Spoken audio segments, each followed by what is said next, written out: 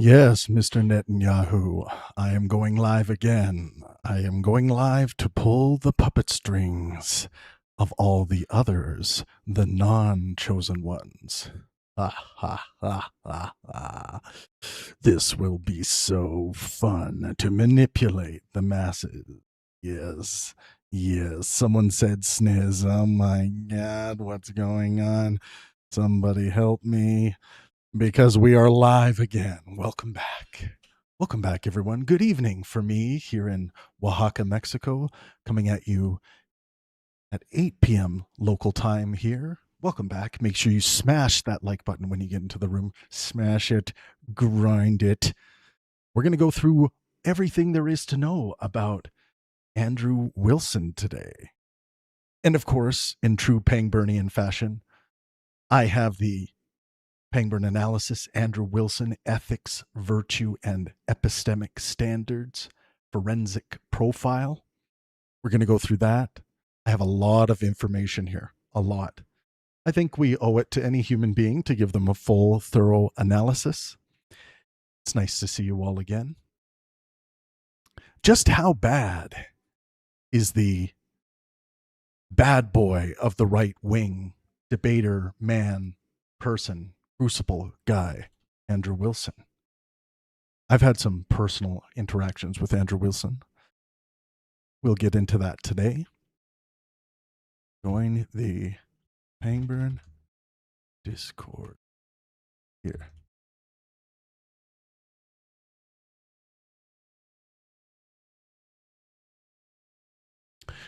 Chip Chaser says, hey, can you say what part of Dallas your October 3rd event will be? I know you don't want to drop the venue yet, but I'm trying to book a hotel and I don't want to be too far from the venue. Can you help? Hold on. Just hold on. We're about to announce the venue. We're getting very close. Someone said he's just like Professor Dave, right? I don't know if Andrew Wilson's anything like Professor Dave. Smash that like button. Smash it, smash it, smash it. We're going to get right into it. What are the things you despise about Andrew Wilson? Are they true? Maybe by the end of this episode, we will come to realize that Andrew Wilson just isn't that bad. Or the opposite. Those of you who are already here, if you are on X, please share my X post announcing this live stream episode. Someone says, Pangburn, for your atheism. Oh, wait, I'm not supposed to respond unless you give me money for super chats. No, I'm kidding. Durham says, for your atheism base, I would look up Justin from Deconstruction Zone. He's a biblical scholar turned atheist, and his knowledge is unparalleled. Well, it just so happens that Justin from Deconstruction Zone will be making his Pangburn stage debut on October 10th in New York City. This is the first date of the No God Debate Tour featuring Justin Deconstruction Zone, Dr. Blitz, and allegedly Ian. 3 atheists. This is a call out for any of you theists out there who like to debate atheists. 3 atheists who are starting to become very popular daily live streamers in the atheist community. They're going to be on stage together. So you can kill 3 atheist birds with one stone, intellectually, of course, if you come and debate them. That's an open invitation. The No God Debate Tour is an opportunity for you to come and debate these 3 guys at the same time. Well, that seems unfair. What? Your God belief can't take it? Yeah, and I want to get all your guys' takes, your frustrations, your problems you have with Andrew Wilson today. Smash them in the comment section. Hopefully a couple of you can send a super chat my way. I would like to go get a haircut. It's all up to you. But yes, Mr. Andrew Wilson.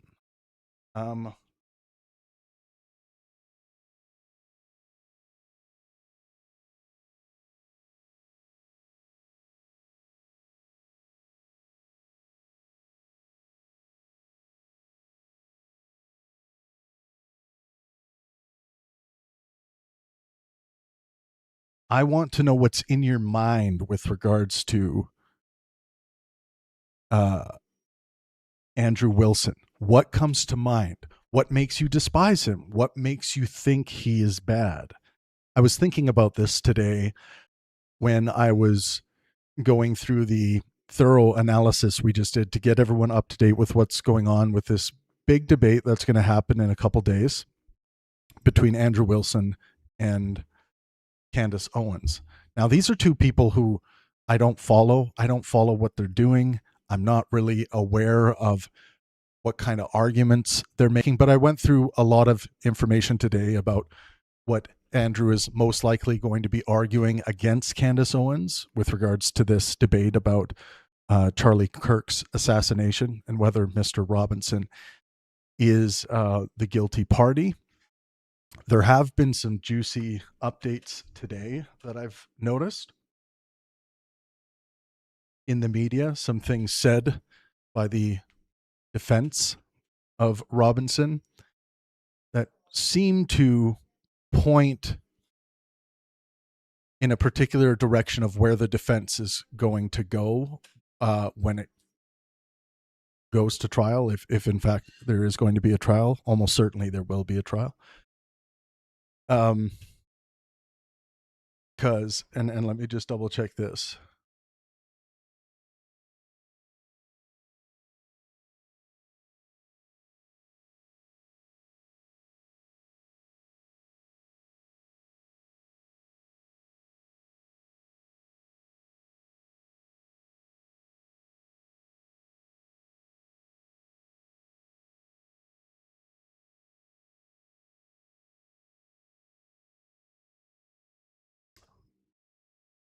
So yeah, we are currently concluding the preliminary hearing stages.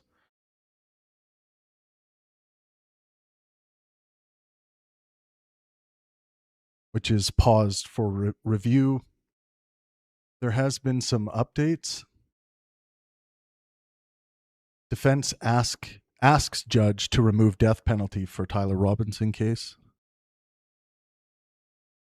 That happened today, apparently. But we are going to get some updates on that. But this particular episode, I want to hear all of your arguments, reasons why you think Andrew Wilson is bad. Is Andrew Wilson bad? Someone says he's openly homophobic, very hypocritical.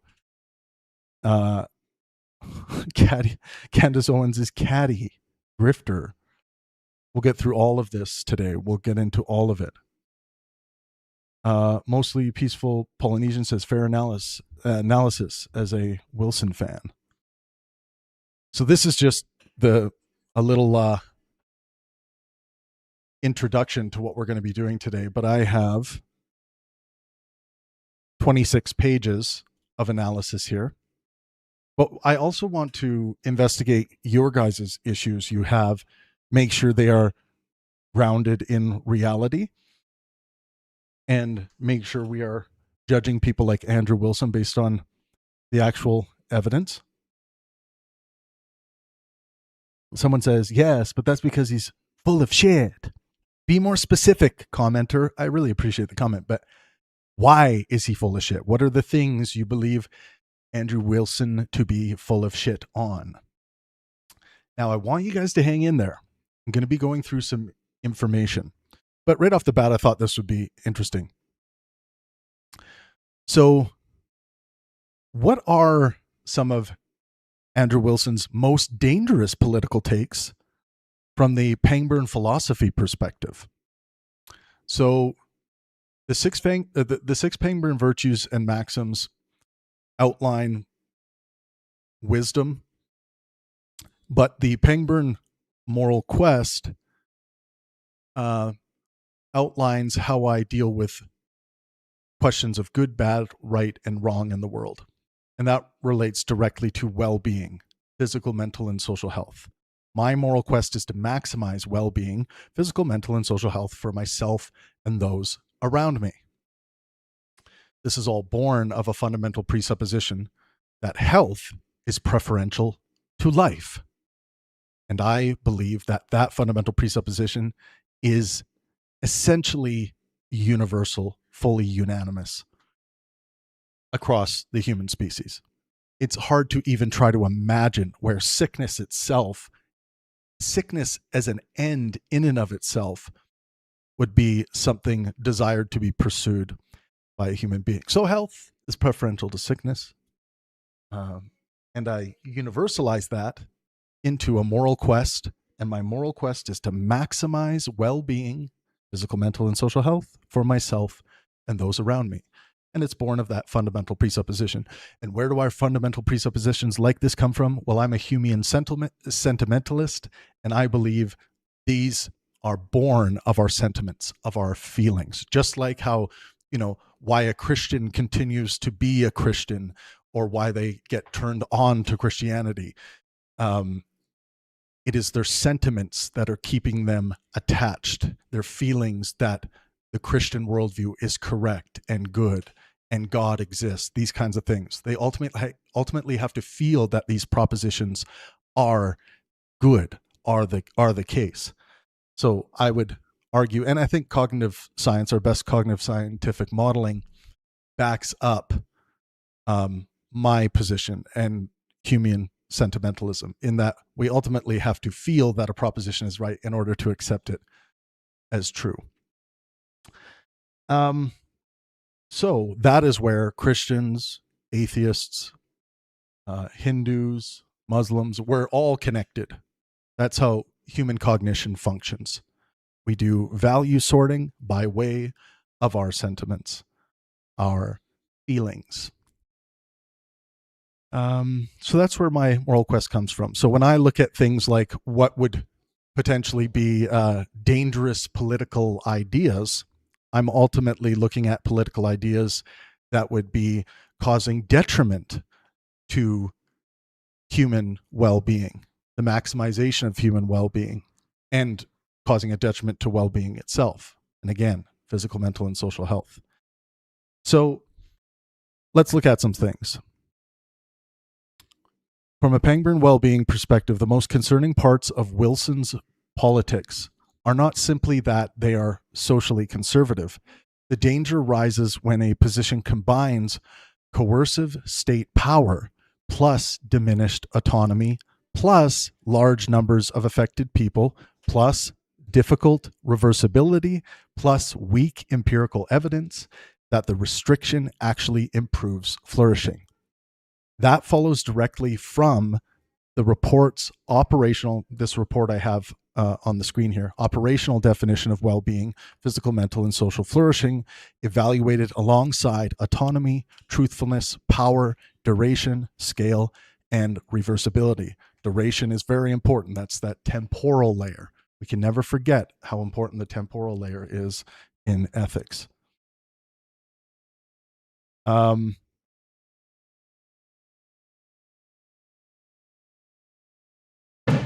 So let's see. If you wondered what that sound was, that was just a firework going off, what felt like directly in my ear. But here in Oaxaca, Mexico, around this time of year, there's lots of celebrations, lots of fireworks going off. Everyone is fine. Nobody has gotten shot.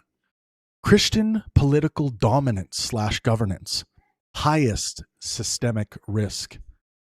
The report describes Wilson as favoring Christian governance and treating Christian ethics as the superior foundation for political and social order. This is more consequential than any single culture war policy because it determines who gets legitimate political authority in the first place.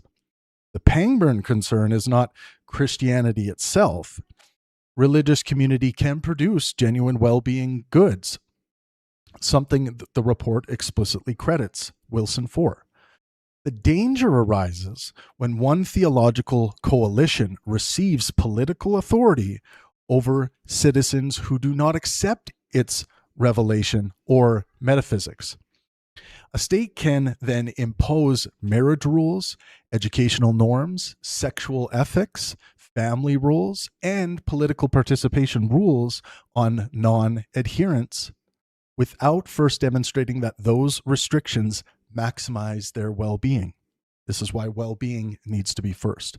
Luckily, that is the global trend, if you look at as disparity lessens in countries and countries move out of third world situations into second world and eventually into first world situations, the legislation starts favoring well-being outcomes, physical, mental, and social health outcomes for people.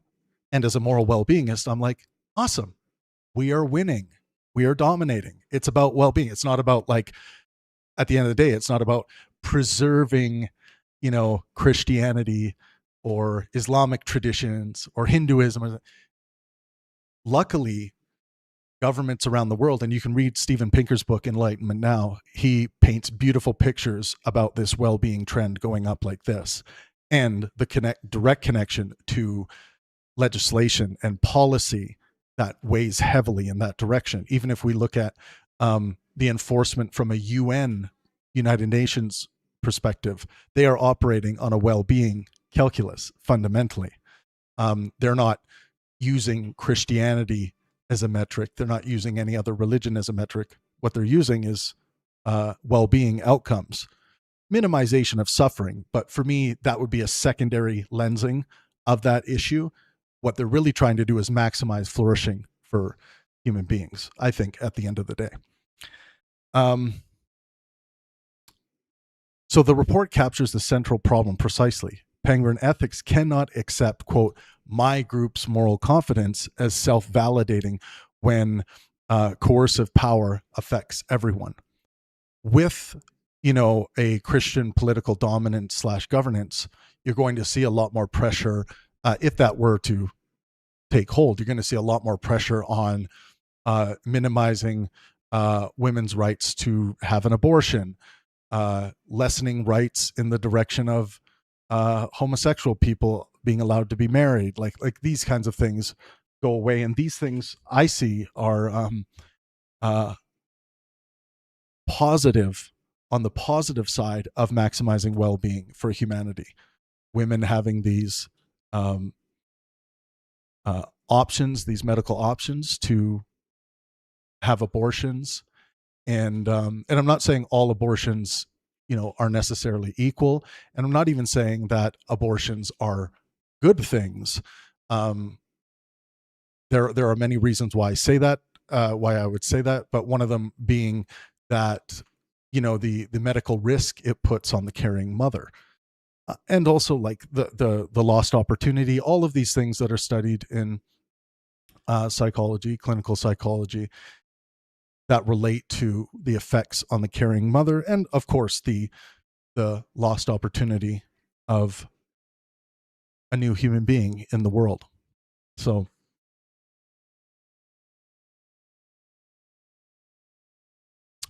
that's dangerous. High systemic risk.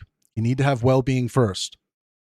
The Christian ideologies, all the other ideology of the world need to fall under that. If we all, it's one of the things that have allowed human beings to crawl out of things like the Dark Ages. This idea that, our own religious ideas can change. Not everyone's going to believe in the same kinds of religious ideas, but we can at least unite with regards to a couple principles. One of them being that health is preferential to sickness. If you look at across all religions, there's no violation to that rule, that sickness in and of itself, as the end in and of itself, is preferential to health. So if you transcend that above the world's religions, then you have a presupposition we can all agree on. And I believe that's where the global trend towards maximizing well-being comes from, that fundamental presupposition. Restricting universal suffrage, potentially the most dangerous concrete institutional proposal. Wilson is quoted saying, "I've never seen a great reason why women should be able to vote." But the report correctly warns against reducing his position to a woman-only voting prohibition. His broader argument challenges universal suffrage and considers household stakeholder-style franchise arrangements. That contextual qualification actually makes the Pangburn issue larger rather than smaller. The proposal concerns who is entitled to political agency at all. From a well-being perspective, disenfranchisement is usually serious because it can remove the mechanism by which affected people protect all their own interests. People denied political participation may have less ability to influence taxation, healthcare, education, labor policy, criminal law, reproductive policy, family law, and the politicians exercising power over them. The report also notes empirical evidence connecting women's enfranchisement with increased education and health spending and educational gains for disadvantaged children. That does not prove universal suffrage is the globally optimal voting system, but it means Wilson's public case has a very high evidentiary burden that the report does not find him meeting. So yeah, people want to have a say. Women want to have a say. They want to be able to vote. To tear that right away from them causes detriment across the board to well-being, physical, mental, and social health. You are denying them something for what reason? What is the good reason for denying them this?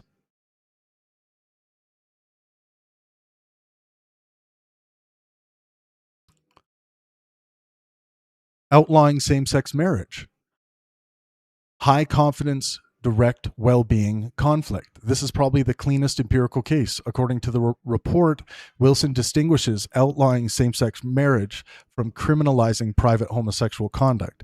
That qualification matters and should always accompany the claim. Nevertheless, he would use the state to remove legal marriage recognition from same-sex couples. Under Pangburn philosophy, the central question becomes what measurable harm is serious enough to justify taking that civil status away? Same question would be applied to the voting issue. The report's RAND, R-A-N-D, stress test found no reliable evidence of broad harm to general family formation from legalizing same-sex marriage, and reported benefits for LGBTQ people and their children. Consequently, the state coercion side of the equation is concrete, while the purported population level benefit is empirically underdeveloped. That is almost a paradigmatic Pangburn well-being problem, imposing a substantial targeted autonomy cost without proportionately strong evidence of compensating human flourishing.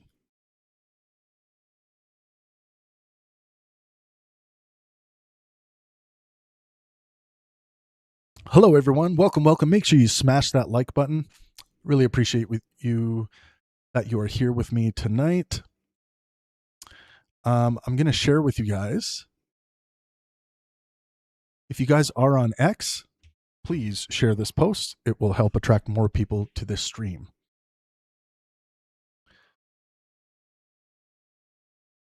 So another bad thing, this idea of outlawing same-sex marriage. Political order built around hierarchy, inherited roles, and reduced individual autonomy. This is less a single policy and more the architecture underlying several of Wilson's prescriptions. Appendix C from the report we're about to go through says he places substantial weight on, quote, social order, role structure, authority, family hierarchy, and limits on universal democratic participation. The report gives the steel man. Societies require coordination, stable institutions, families, responsibilities, and durable social bonds.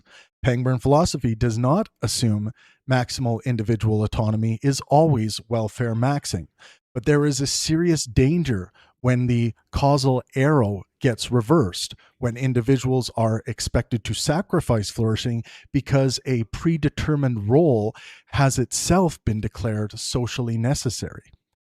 This becomes particularly concerning for people whose interests diverge from prescribed religious, familial, or sex roles. Pangburn well-being asks whether the institution serves humans, not whether humans successfully conform to the institution. Well-being calculus, physical, mental, and social health come first. Treating politics primarily as power struggle and ideological enemies as existential threats. This is not a legislative proposal, but it may be the most dangerous political operating philosophy. The report characterizes Wilson's worldview as involving, quote, power realism, and describes him as seeing progressivism and related cultural projects as existentially destructive.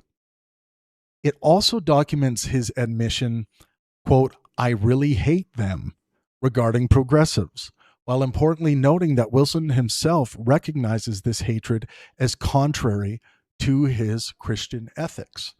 Well, Andrew, be more Christian. Don't be hateful.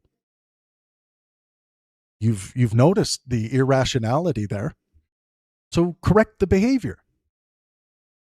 The Pangburn problem is the interaction of power politics plus enemy classification plus asymmetric charity.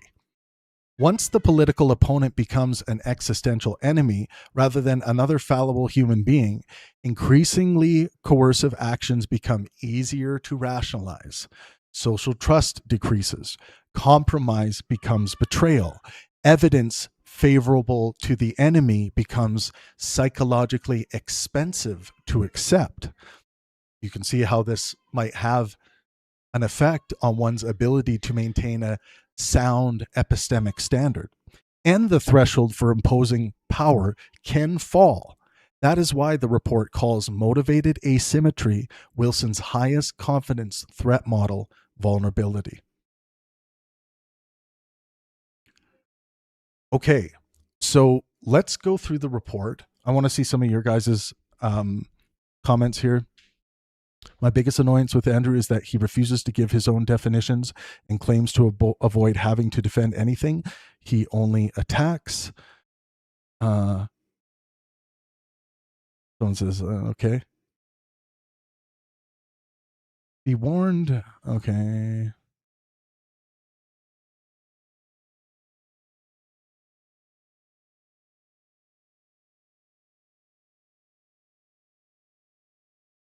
Let's see what else we got here. But how do you measure flourishing and pain is not easy, especially if you're talking about lifestyles and life goals. Well, we're not talking about measure flourishing and pain. We're talking about measuring physical, mental, and social health outcomes. We do this all the time in medical science. It is what we task the biological sciences to master. It's not a perfect science, but that is what we are doing in medical science. Someone just smash the like button without having to be asked. Well, smash it again. No, don't smash it again, because then that will remove the like.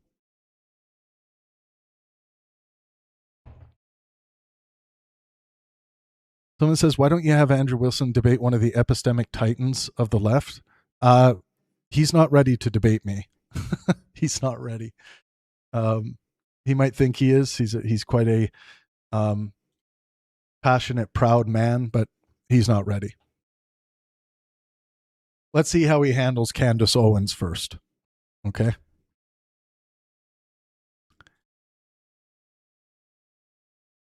All right, let's go through the report. Andrew Wilson, Ethics, Virtue, and Epistemic Standards. Final Forensic Profile, version 1. A source-controlled evaluation of Andrew Wilson's public ethics and epistemic practice under the 6 Pangburn virtues and maxims and the Pangburn Forensic Epistemic Standard. This was prepared today, August 12th. So we're looking at a overall virtue score of 6.3 out of 10 for the 6 virtues. Epistemic score of 6.8 out of 10. 10 standards, equal weight. Oh yeah, sorry, 6 virtues, equal weight for the first one. Epistemic skill, 8.2 out of 10, argument decomposition / cross-exam.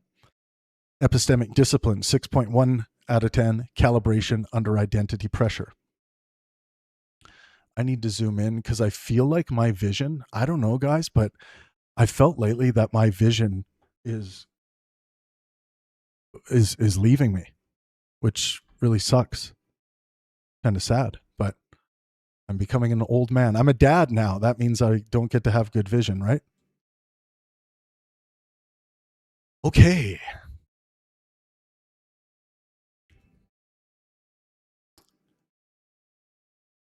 Executive thesis: the blood sport paradox. Andrew Wilson is unusually strong at local epistemic interrogation and materially less consistent at global epistemic calibration. His best public moments are Pangburnian. He asks how people know, forces definitions, isolates premises, distinguishes possibility from evidence. That's a fantastic posture. I like hearing that. Engages obscure opponents and can revise in real time. His weakest moments occur when truth seeking is fused with ideological combat. Outgroups and generalized rhetoric is optimized for domination or humiliation. Confidence exceeds source quality, and winning can displace helpful dialectic. The result is not an anti-epistemic figure. It is a high-skill reasoner whose discipline is substantially more variable than his technique. I am sensing a lack of wisdom here, which is fine. Wisdom can be developed. No diagnosis, no mind reading. This report evaluates public speech, argument structure, policy reasoning, and observable communicative conduct. It does not diagnose personality, mental health, private morality, or hidden intent. Quote, bad faith is not inferred merely from aggression. That would be more on the helpfulness or unhelpfulness side. Where motive is not demonstrable, the report scores observable helpfulness, symmetry, source use, and calibration instead. Okay, great.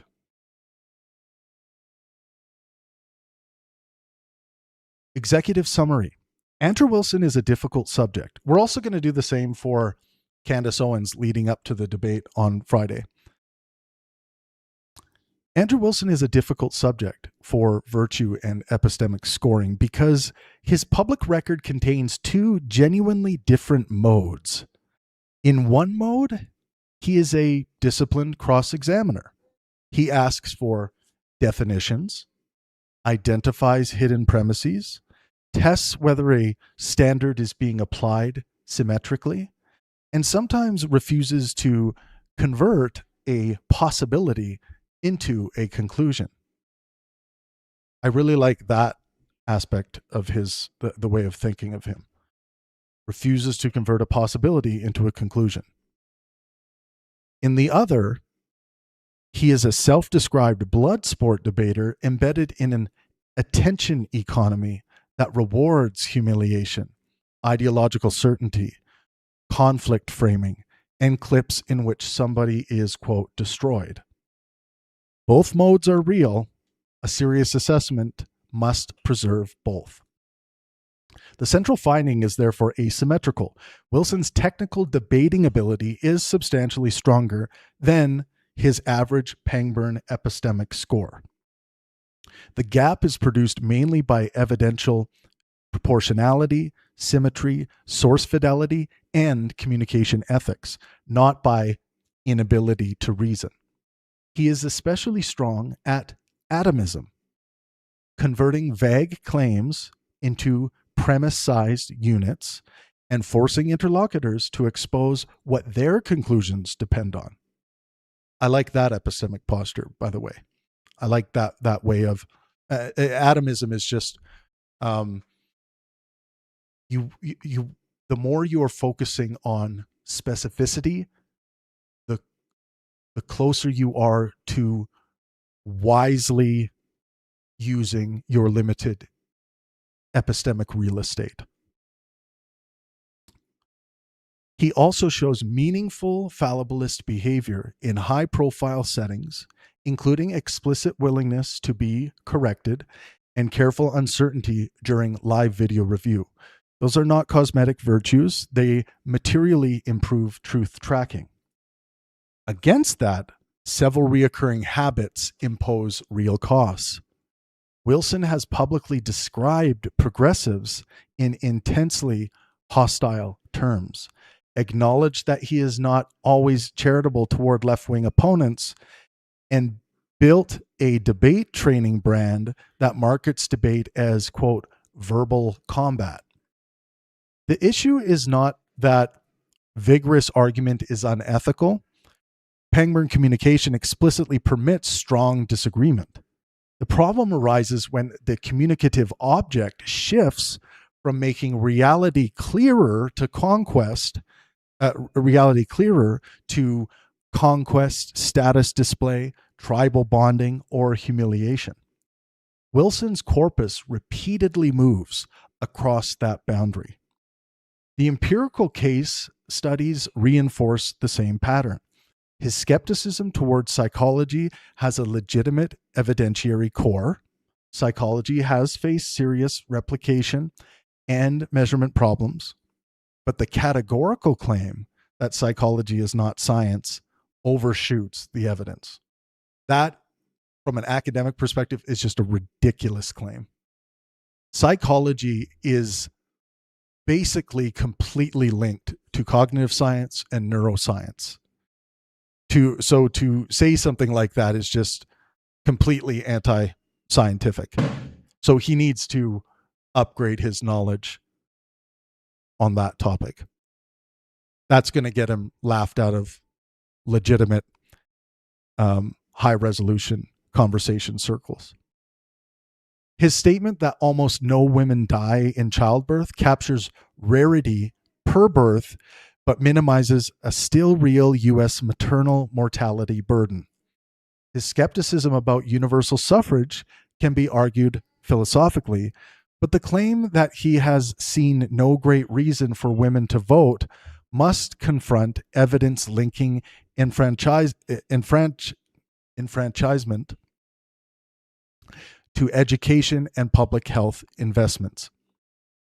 His case for outlawing same-sex marriage faces a large outcome literature that has not found the predicted broad harms to family formation and documents benefits to same-sex couples and their children. These examples are not cherry-picked to, quote, debunk a worldview.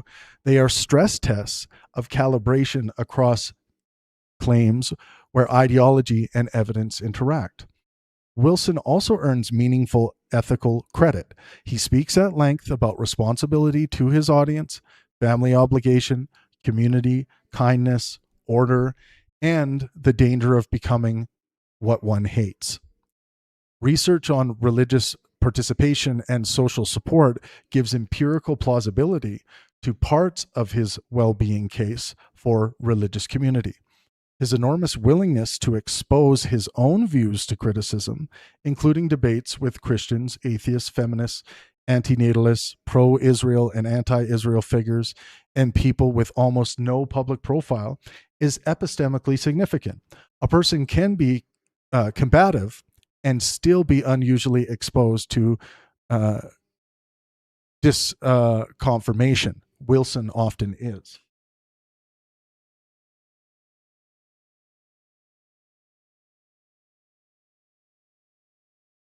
Bottom line, virtue profile, 6.3 out of 10. Epistemic standard profile, and we'll go through what this all means. Epistemic standard profile, 6.8 out of 10. Highest confidence strength, atomism, adversarial exposure. Highest confidence weakness would be communicative helpfulness and evidential proportionality under ideological load. These scores are editorial heuristics, not psychometrics, and not a, quote, truthfulness percentage.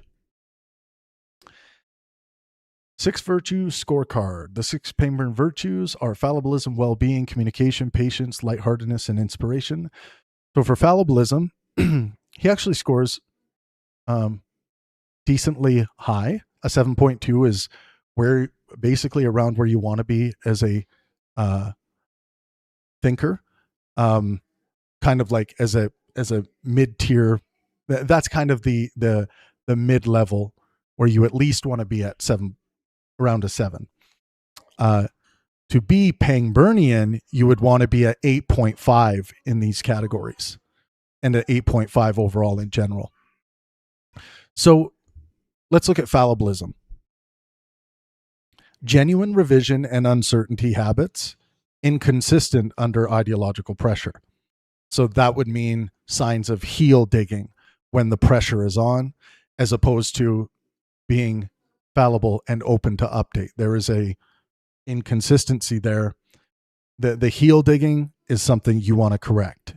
You don't want to have the reputation of, as soon as there's some pressure on you with regards to maybe an untenable claim or a claim that lacks evidentiary support, instead of just leaning back onto your fallibilism and saying, well, I'm open to update on this. Maybe I'm wrong about this.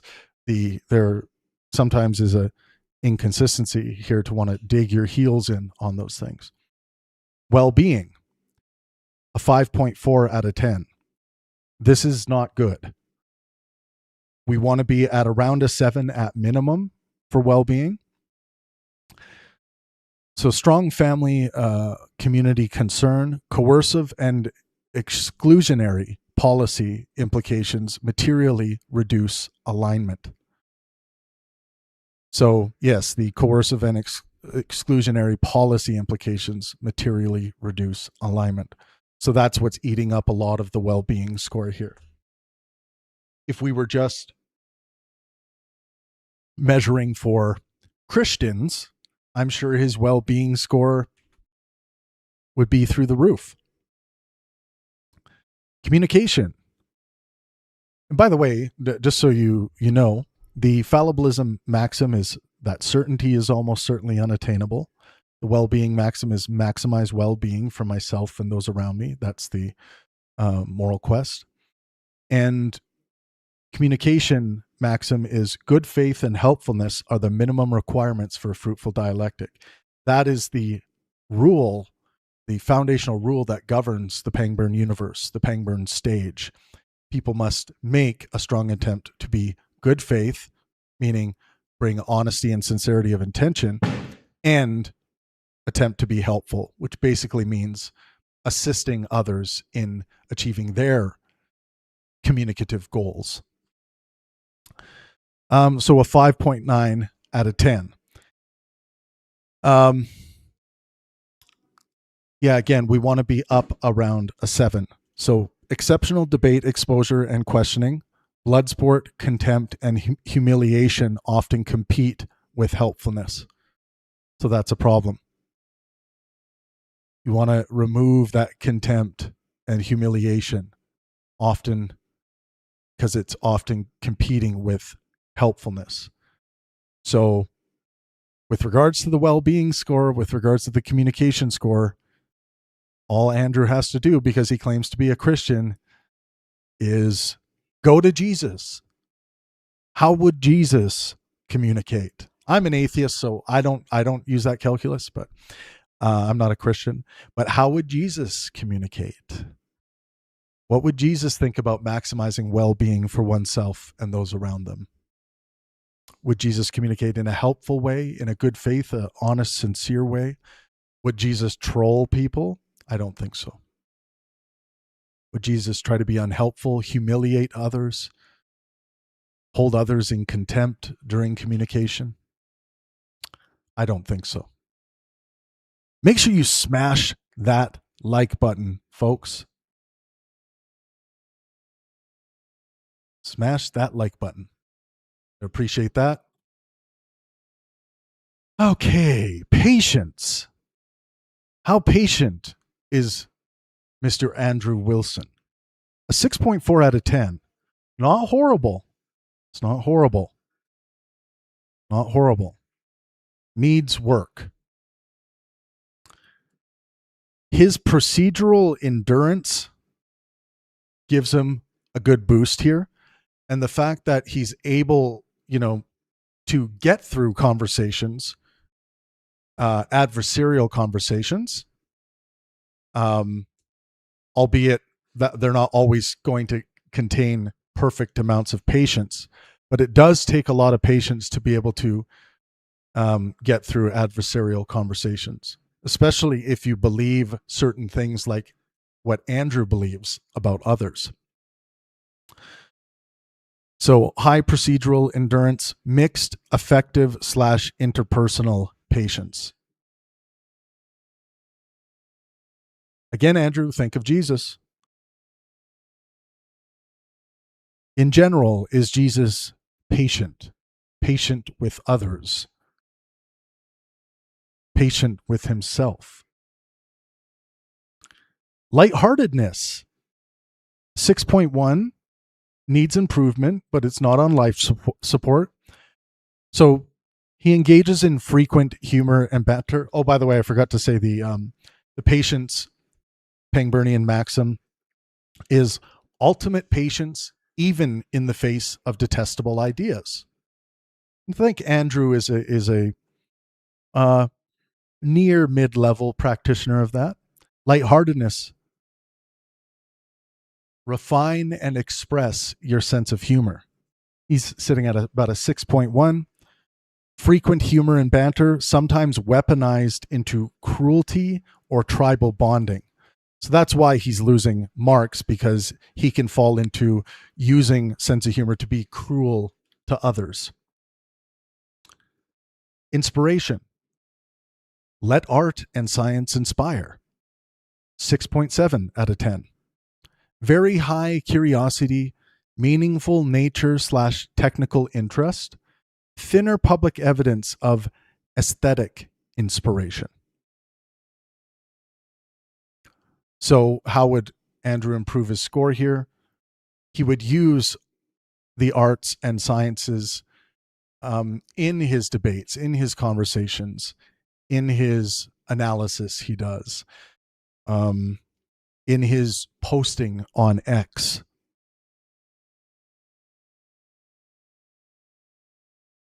There is a lot of pro-well-being inspiration to be found and expressed and shared with others by way of art and science.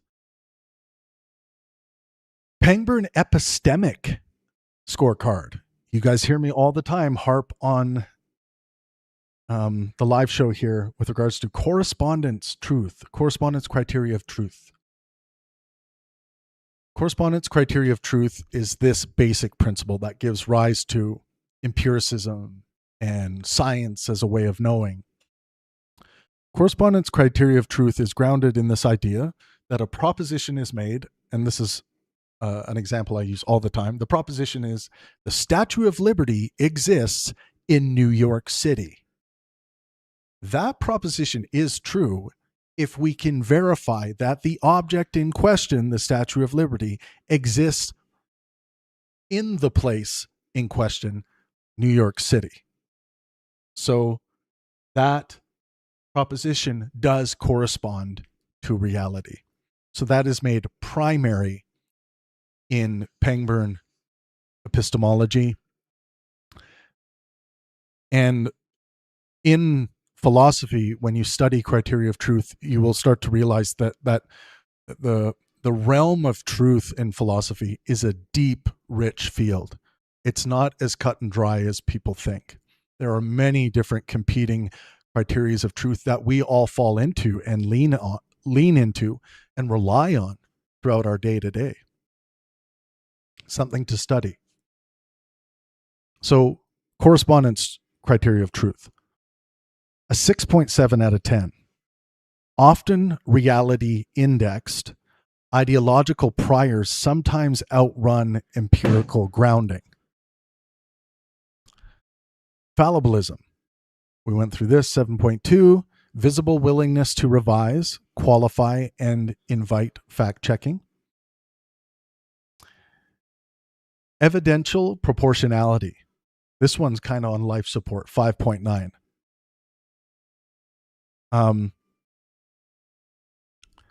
Excellent in some forensic contexts, categorical overstatement in others. So that's going to be the common problem with people who have an issue in this particular domain of evidential proportionality. There will be,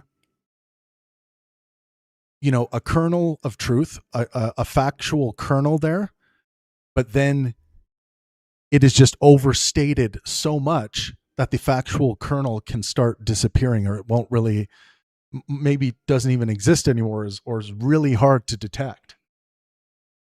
In the Dave Farina video I just went through, which was the propaganda video about Israel-Palestine, there was a lot of that, a lot of it. A lot of categorical overstatement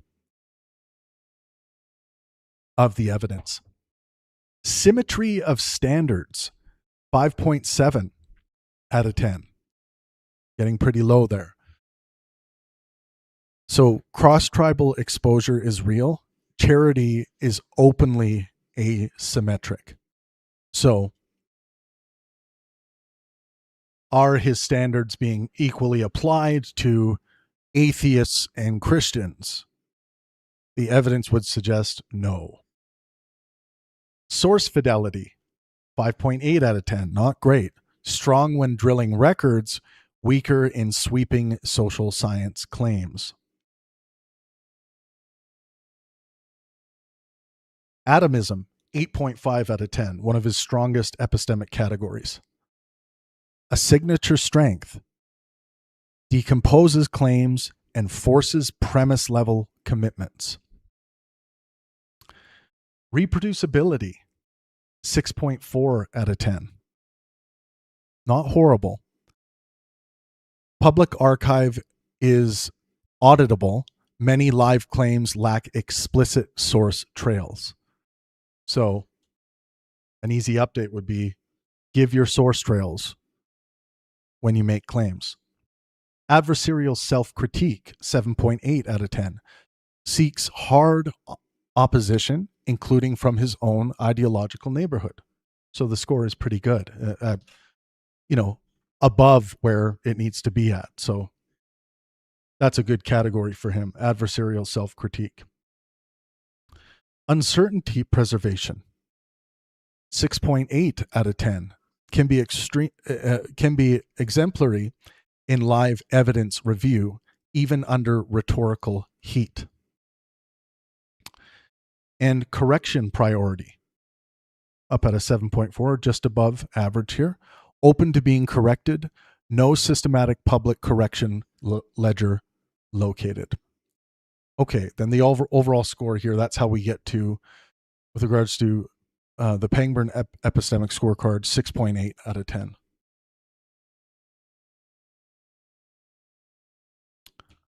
Okay, how's everyone doing?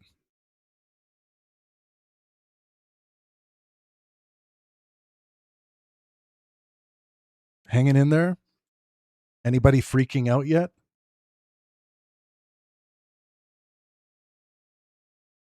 You're going to see the sources for where all of these numbers are coming from. So part 1, standard scope and method. What is being evaluated?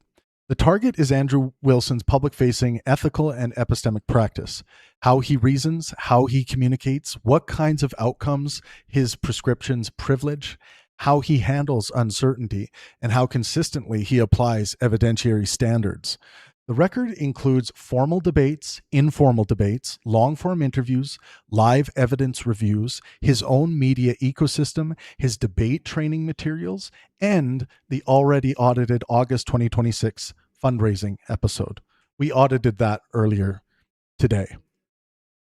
By the way, I did a full factual update on the whole Andrew Wilson and Candace Owens situation and how the chronology of how this debate came to be, the debate that's going to be happening in a couple days, that I'll be interested in providing fact checking for that debate. And so there's a lot of great information in that, and also a prediction matrix in that report that people can take a look at. But that video is just the video right before this one. We did that earlier today. And at paying-burn.com/analysis, you can download the PDF, the findings from that deep dive. It does not attempt to infer how he behaves privately with family, friends, employees, or people outside the camera frame. This distinction is essential. Online debate content oversamples conflict. A creator may be kinder, more patient, more artistic, or more reflective away from adversarial media than the public corpus reveals. The report therefore treats absence of public evidence as absence of public evidence, not as proof of vice. So here we already went through the 6 Pangburn virtues and exact maxims. They're right here. You guys can see them on the screen. Pangburn epistemic constitution. We just went through all of that, and we went through some scoring.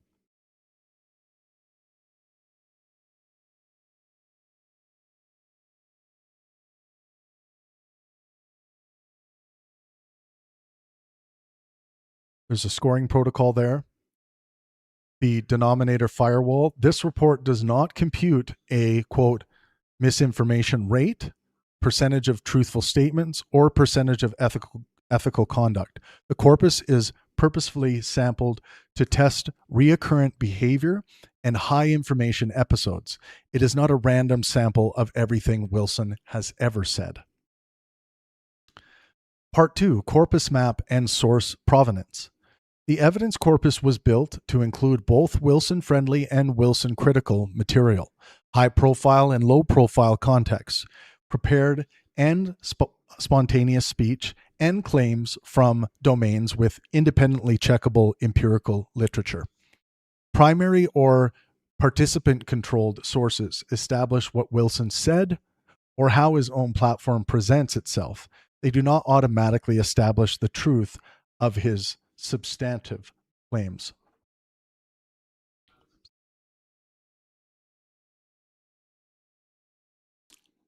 All right. Welcome, everyone. Please make sure you smash that like button. Help spread the stream around.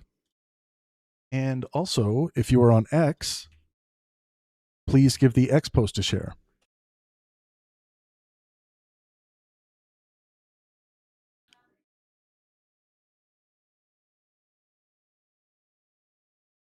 All right.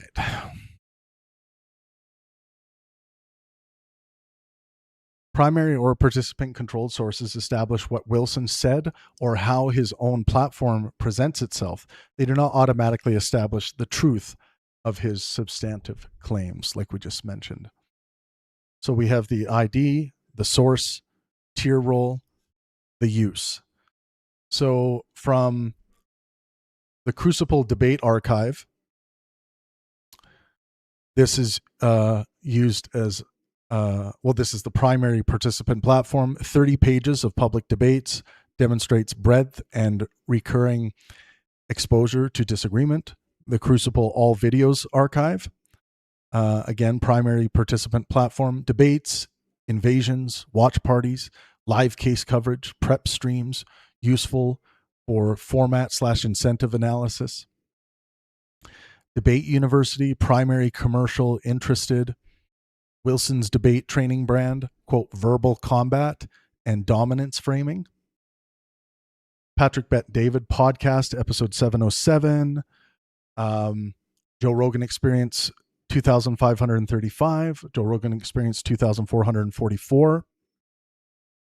This contains things like debate status behavior, live evidence review, skepticism, Charlie Kirk, Candace Owens reasoning, psychology claim, audience responsibility, community, debate mission, trigonometry interview, Piers Morgan uncensored panel, Andrew Wilson versus Matt Dillahunty transcript, Wilson/Owens final audited version 2.1, which we created earlier today, CDC maternal mortality, RAND 20-year same-sex marriage evidence review, NBER, women's suffrage and children's education, APA, open science standards, reproducibility project, replication literature, Duke umbrella review, religion/spirituality and well-being, Midas, religiousness, spirituality and mortality, Stanford Encyclopedia, non-cognitivism, Stanford Encyclopedia, constructivism in metaethics, Pangburn Forensic Fact-Checking Standard, and Pangburn Philosophy, Six Virtues and Maxims. Selection bias control. Adversarial media inflates visible conflict. Scores are about the public epistemic/ethical persona, not a private character diagnosis. Wilson's own sites are authoritative for self-description and format, not for claims such as, quote, fastest growing, quote, best outcomes, or opponent motives. Opponent criticism is treated as an allegation unless independently demonstrated in the underlying exchange. Clips are used for leads and exact direct speech only when the relevant context is sufficiently recoverable. Full-length transcripts outrank clips. Repeated articles about the same statement are one evidence lineage, not independent confirmations. Ideological disagreement is not itself a score penalty. The relevant question is method, evidence, communication, and well-being consequence. Part 3, the blood sport paradox. Number 1, technical epistemic strength is not identical to epistemic virtue. Wilson's technique is built around making interlocutors expose commitments. He routinely asks what a word means, what follows from a premise, whether a rule is universal, and whether an opponent can give an account of the standard being used. These are high-value epistemic moves. They reduce ambiguity and can reveal where rhetoric has replaced argument. Quote, how do you know that? Andrew Wilson describing his father's recurring epistemic question in the PBD podcast. Strong Pangburn alignment. The question redirects status or intuition back to justification. So this might seem simple. Asking, how do you know that? Unfortunately, we live in a world where that is much more rare, especially in this in the debate space, than I would like it to be. So when Andrew's pointing towards, his father's reoccurring epistemic question, how do you know that? How do you know getting into the habit of asking this question is actually a good epistemic habit. Whenever someone makes a positive claim, ask, how do you know that?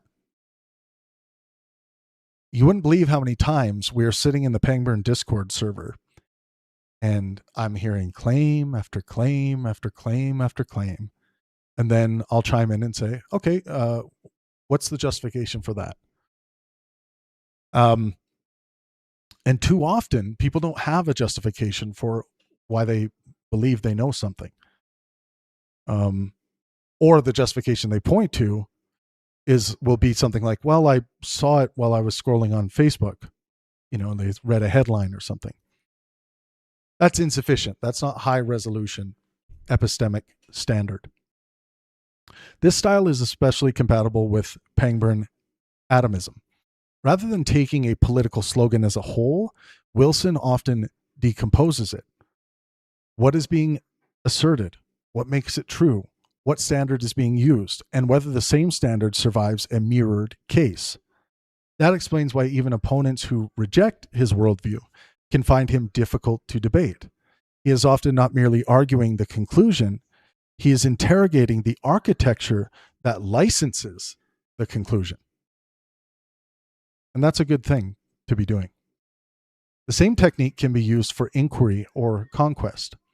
This quote, debate is a weapon, from the Debate University.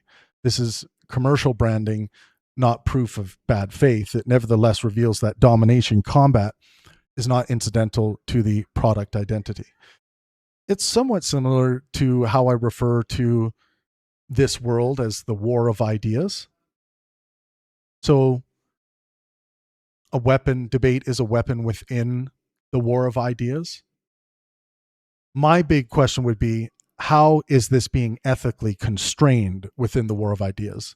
How is the weapon being used ethically? I would say it must at least be being used in a good faith, helpful way, in a way that is honest and sincere with its intentions, and in a way that's trying to assist others in achieving their debate goals.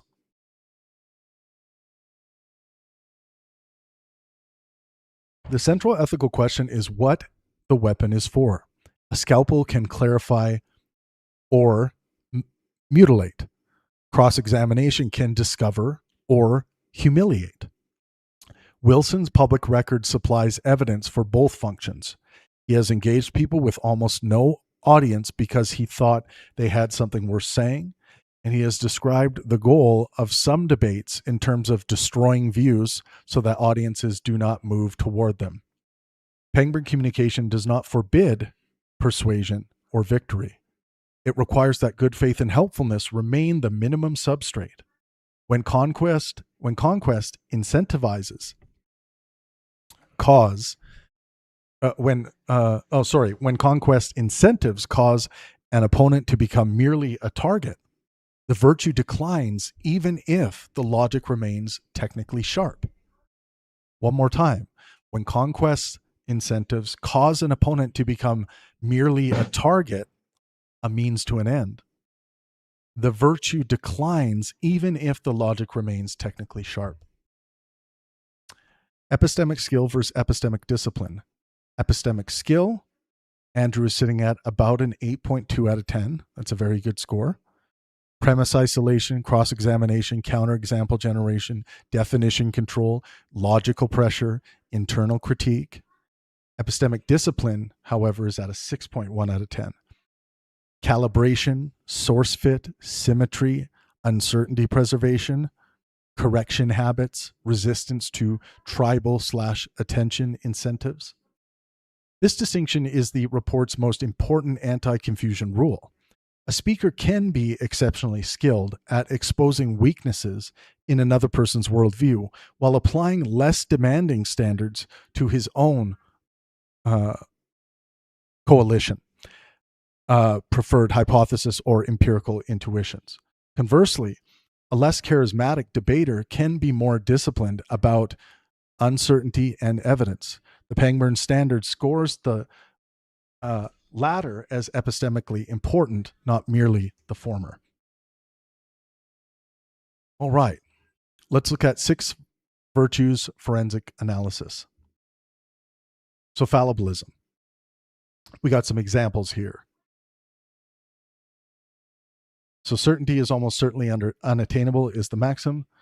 Andrew Wilson, Ali Crow on the Patrick Bet-David podcast.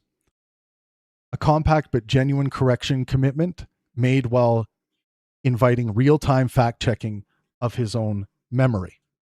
So this would be one example at around 2:14 in the video, saying that, he'll eat crow if he's wrong about this thing. Quote, skepticism is great. Andrew Wilson in the Joe Rogan Experience. Wilson immediately conditions the praise on applying skepticism to one's own view, a strong reflexive fallibilist principle. So that's a good posture. How often does Andrew Wilson present this posture? The positive case for Wilson is stronger than his blood sport reputation might suggest. In long-form settings, he explicitly praises skepticism when it is reflexive, invites fact-checking when he may have a case detail wrong, and distinguishes a hypothesis being possible from there being good evidence for it. In a live police shooting video review on Joe Rogan Experience, number 2535, he repeatedly said he could not tell who fired, revised his identification when the frame changed, and changed his evaluative posture when new information about a knife was introduced. That is exactly what uncertainty preservation looks like in practice. Do not solve an unclear image by pretending to see more than it contains. The record also contains high-value adversarial exposure. Wilson's debate archive includes Christians, atheists, feminists, anti-natalists, critics of Christian nationalism, disagreement over Israel, LGBTQ plus questions within churches, and disputes about Charlie Kirk. The willingness to place one's own worldview repeatedly into hostile contact is not proof of willingness to change, but it is an epistemic virtue because it creates opportunities for error detection. The negative case is not that Wilson never qualifies. It is that fallibilism can disappear at the transition from local proposition to global worldview. In the Matt Dillahunty debate, he opens up with, the funny thing is I already won that topic. Andrew Wilson, Christianity versus secular humanism debate at 14 minutes and 54 seconds. This is rhetorical victory framing before the exchange has tested the competing case. It does not make his later arguments invalid, but it is anti-fallibilist posture. His claims about whole disciplines, political tribes, and social outcomes sometimes move from a defensible core into categorical language. The psychology case is the clearest. A sophisticated skepticism about replication and measurement becomes a total field level exclusion from science. That's insane, that position. He needs to learn more about contemporary psychology and how it's directly connected to cognitive science and neuroscience. So he should eat some crow on that one. The maternal mortality case similarly takes a low absolute risk and compresses it into a minimizing phrase. In these moments, Wilson reasons as if one decisive framing has already settled a domain that actually contains residual uncertainty and competing evidence.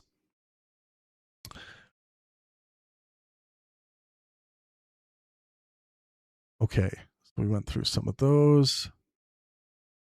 Fallibilism verdict, strong but context dependent. Wilson possesses real correction and uncertainty habits, not merely the language of skepticism.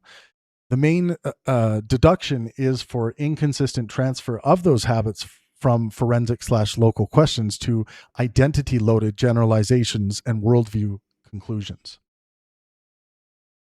Well-being, 5.4 out of 10.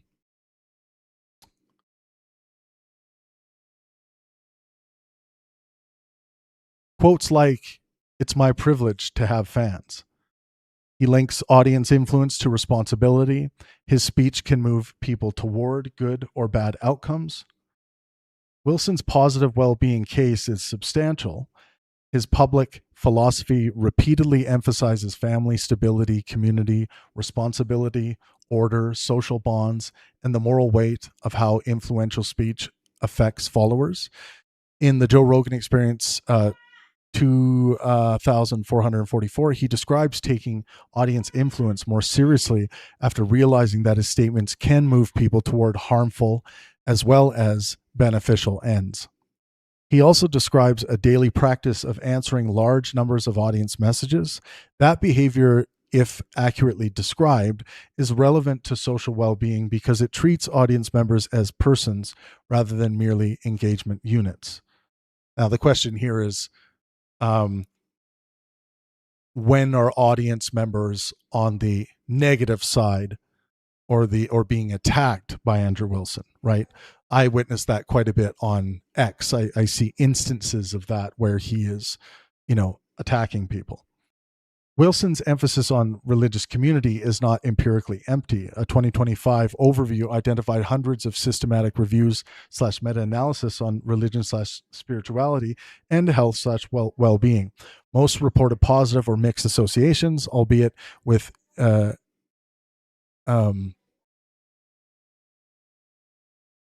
heterogeneous methods, populations, and interventions.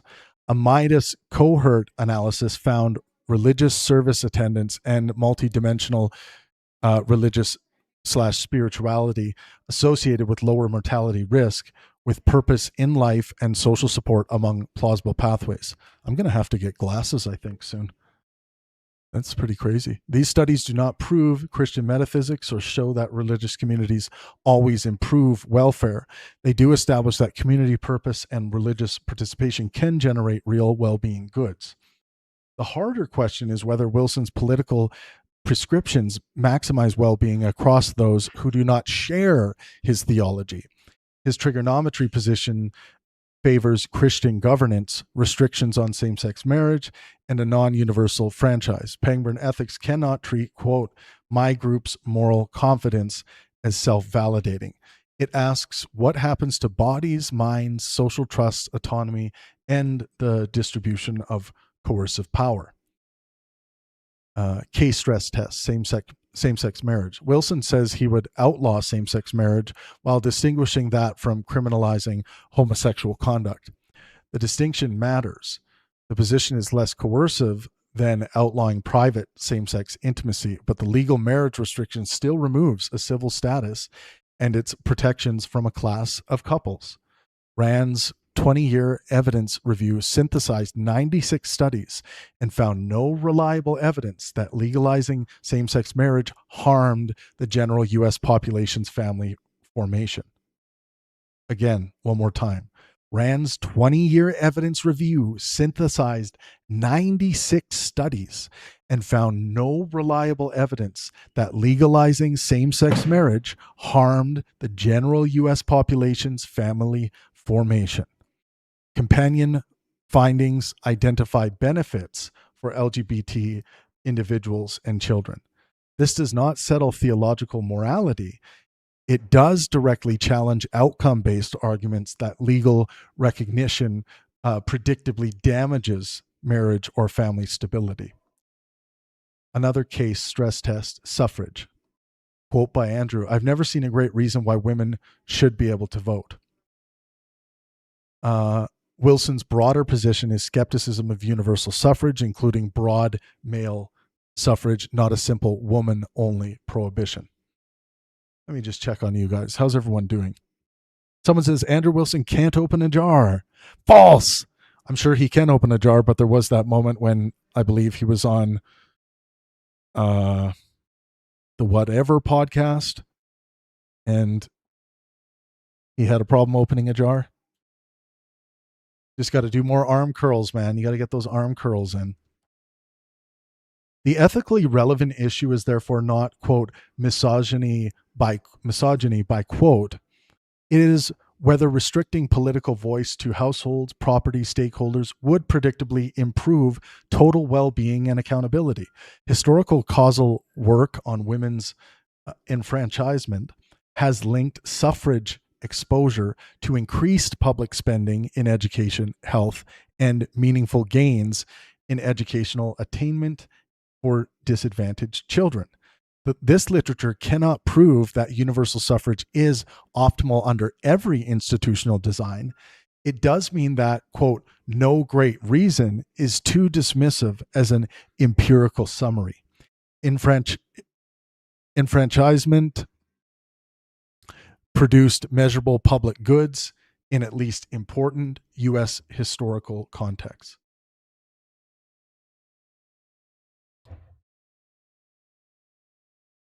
Maternal mortality, quote, almost no women die in childbirth anymore.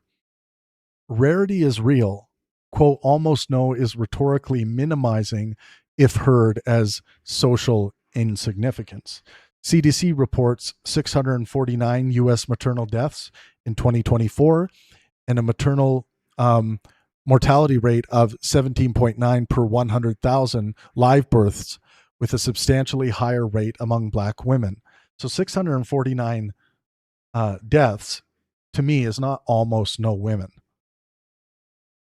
I mean, almost no people die from being crushed by a what's it called? A vending machine. But what's that actual number at? How many people in the USA die vending machine on average per year? What's that number at?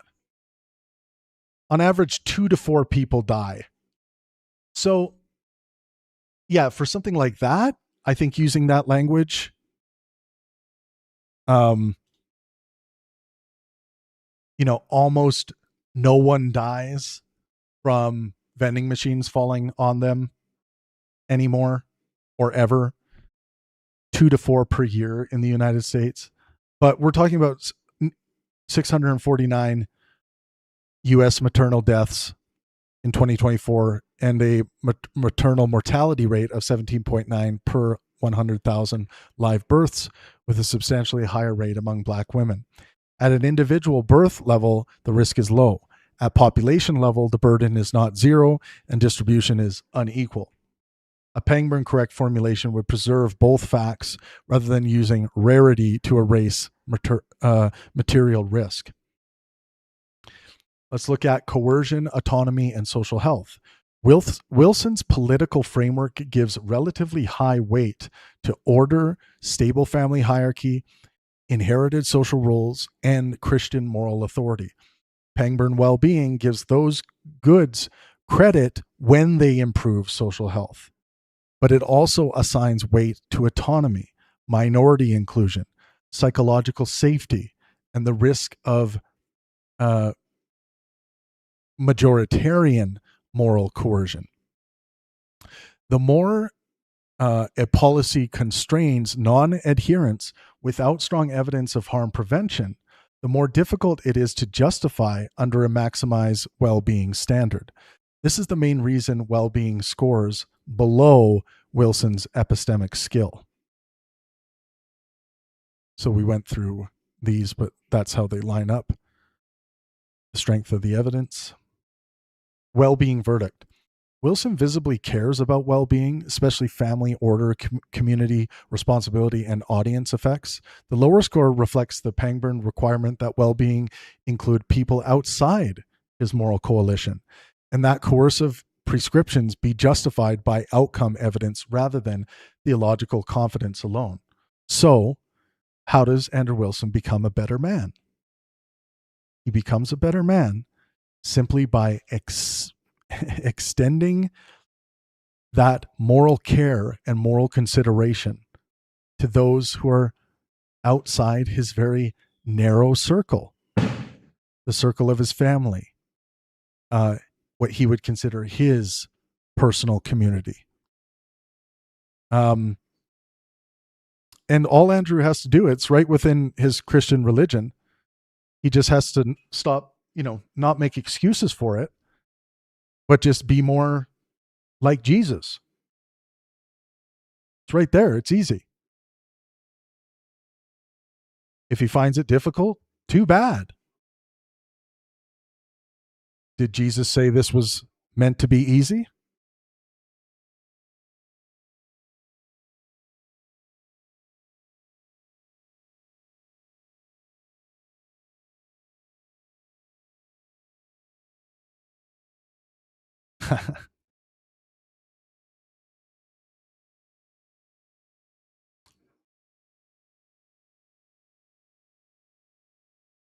That's when you know you got them. When they result to, you suck, bro. Communication, 5.9 out of 10. Good faith and helpfulness are the minimum requirements for a fruitful dialectic. Wilson's strongest communication virtue is availability to argument. On Joe Rogan Experience 2535, he rejects the idea that a person needs a large follower count to deserve engagement and describes some of his best debates as conversations with people who had almost no audience. His archive supports the broader pattern. He debates continuously, including ideological neighbors and people with no obvious clout value.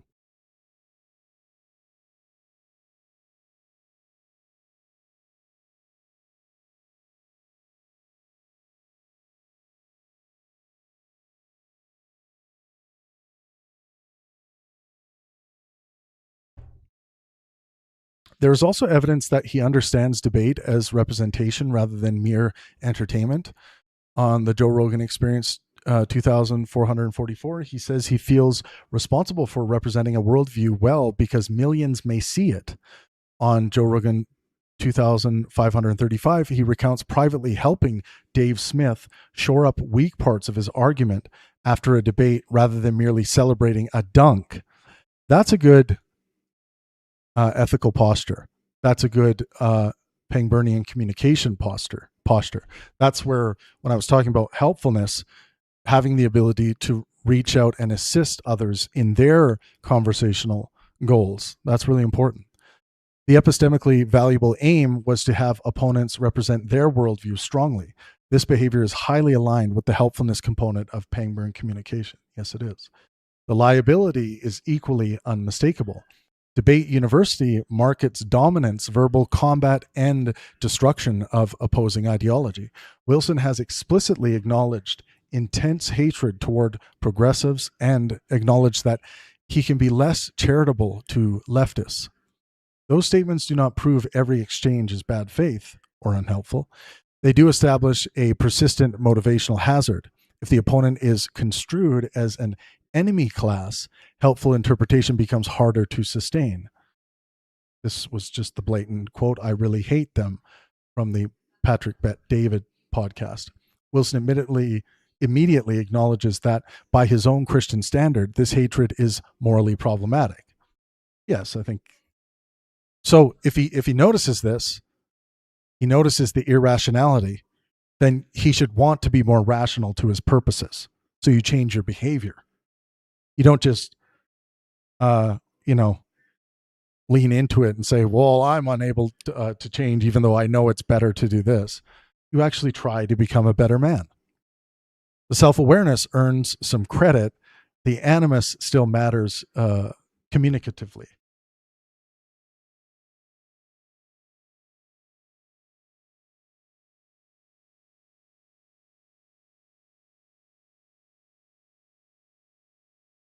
Someone says, yeah, he's super helpful. Just watch out for if you're a 20-year-old girl. Yeah.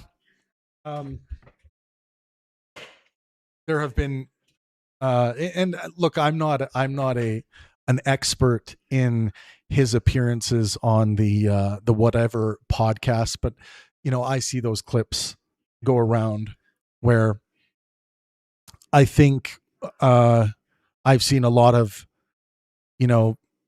shooting fish in a barrel, in that, there'll be a panel of what seems so often to be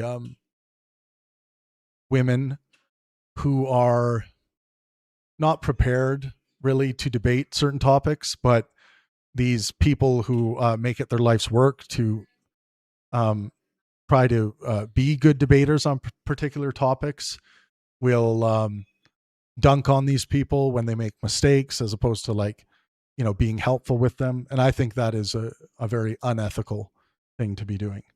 It's not consistent with maximizing well-being for yourself and those around you. Yeah, you shouldn't be engaging in coercion, intimidation, bullying, that kind of thing. Someone says, I've never seen Wilson act Christ-like. He acts like a childish asshole all the time. Even Christians should agree he's not a good representation of Jesus. So we shouldn't, let me just correct a little bit here. We shouldn't say things like all the time, right? Because you're going to have a sample size of some things you've seen from Andrew Wilson. But surely if we were to put that to the test, we would find some things where he's not acting like a childish asshole all the time. Maybe on the Joe Rogan Experience, you would see things, and maybe he's gotten better over the years, but this is why we're doing a deep general analysis here today. We're not looking at specific issues. Today is meant to get a general sense of where he's at. Someone said, I brought that up to him, and he made some excuse about Jesus being harsh to people, like when he called them vipers. But Andrew isn't Jesus, and Jesus wouldn't call a woman a bitch and a dyke. Yeah, that whole thing, like that, trying to justify that, like, I'm not a Christian, but I've studied Jesus a lot. Trying to justify that kind of behavior, that name calling, that nastiness, calling people a dyke, that kind of stuff. No. If you study Jesus and what Jesus was essentially trying to get at and promote in people, that would not be tolerated. I mean, it just wouldn't. Like, Andrew can make the argument, can try to make the argument. I mean, that is something that if Andrew's ever down to debate that, I would be glad to have a debate with him about Jesus and whether his behavior in general is consistent with what Jesus prescribes, or with what God, from a Christian perspective, asks of him.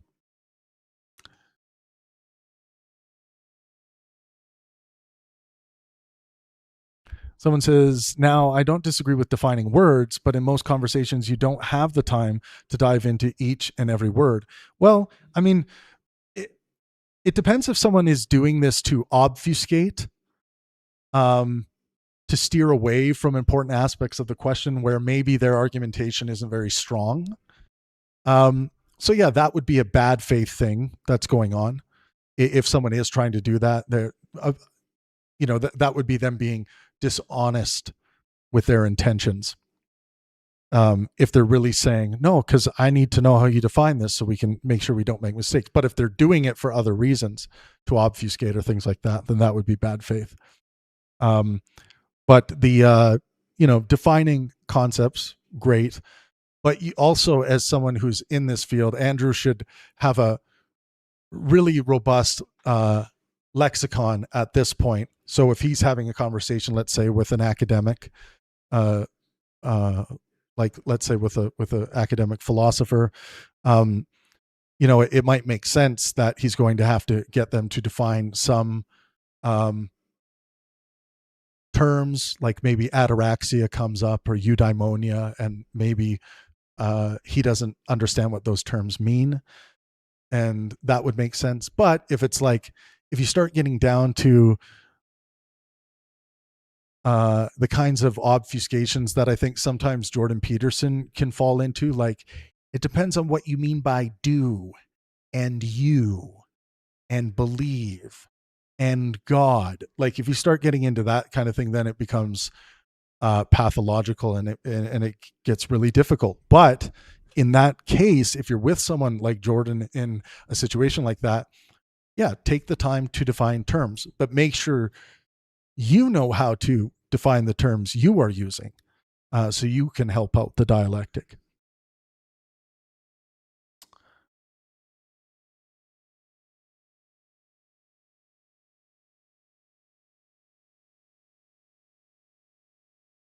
Yeah, there's nothing wrong. This person says definitions in common are critical for debates. Yes. You and I both say good, but we mean different things. Yes. Normative descriptors like good, bad, right, wrong, people should be prepared to be able to give their usage, give their meaning. For me, I use well-being calculus, physical, mental, and social health to measure good, bad, right, and wrong in the world, for example.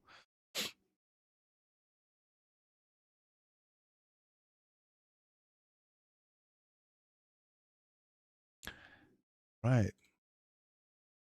Let's keep going here.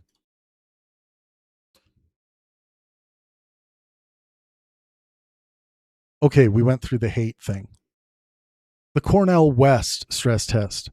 The Piers Morgan panel following Charlie Kirk's killing is a high information negative case because it placed grief, accusation, ideology, and live television incentives into the same room. Wilson called West a, quote, lunatic, accused rhetoric from people like West of contributing to Kirk's death, talked over him during crosstalk, and taunted him as he left. West also escalated, accused Wilson of refusing dialogue, and walked out. Piers Morgan criticized the walkout. The Ferris classification is mutually escalatory communicative failure, not unilateral sabotage. Wilson's contribution, nonetheless, conflicts strongly with helpfulness and patience in that instance. The Matt Dillahunty stress test. In the user-supplied debate transcript, Wilson's opening strategically grants much of Dillahunty's worldview for an internal critique and then rapidly shifts to consequences involving gender, sexuality, reproduction, and child sexual conduct. This is not automatically a topic switch. Those examples are offered as tests of secular humanist grounding, but the repeated ridicule, quote, lunatics, quote, perversions, quote, total lie, makes the discussion less cooperative and increases the probability that the audience experiences the exchange as identity combat rather than shared inquiry. Dillahunty later alleged dishonesty about the debate agreement. The allegation is not treated as fact here because the available record does not independently prove intent. And I believe, just based on my fallible memory, that Matt Dillahunty actually did walk out of that debate. Platform incentives. The Crucible's public archive includes straight debates, but also, quote, invasions, reaction formats, watch parties, quote, hater debates, and aggressively packaged titles. These formats create incentives for conflict escalation and clipping. Because channel teams can write titles and thumbnails, this report does not attribute every piece of packaging personally to Wilson. It does, however, treat the media ecosystem as part of the environment in which the public communication operates. I will say something that, for example, on YouTube, the titling and thumbnailing of videos and what you do with the descriptions and tagging is so vital to have any success in the algorithms. So if you want to play in this game of YouTube, just game theorizing for a second, you do need to understand the rules of success and you need to apply them to a certain degree. That doesn't mean it should be open season and you just mislead people into clicking on your videos. Eventually the algorithm's just going to kill your videos, right? Because when you mislead people to clicking on your videos and they just instantly click away because they're like, oh, this is something stupid, that's going to show in how your video performs, and the algorithm isn't going to keep pushing that video out. It's eventually going to tank that video. So watch time would be a very important metric that is determining whether someone just created like, oh, look, so-and-so gets punched in the face in this video. And then a million people are clicking on it. But then, people aren't sticking around because it's like some clown laughing at you in the face for clicking on the video. Like, that's not going to satisfy the algorithm. Okay. So then we have our examples there. The communication verdict. Wilson is a highly capable communicator and usually willing interlocutor, but Pangburn communication is not a measure of eloquence or debate wins. The score is restrained because helpfulness, charity, and cooperative clarification repeatedly compete with blood sport incentives and outgroup contempt.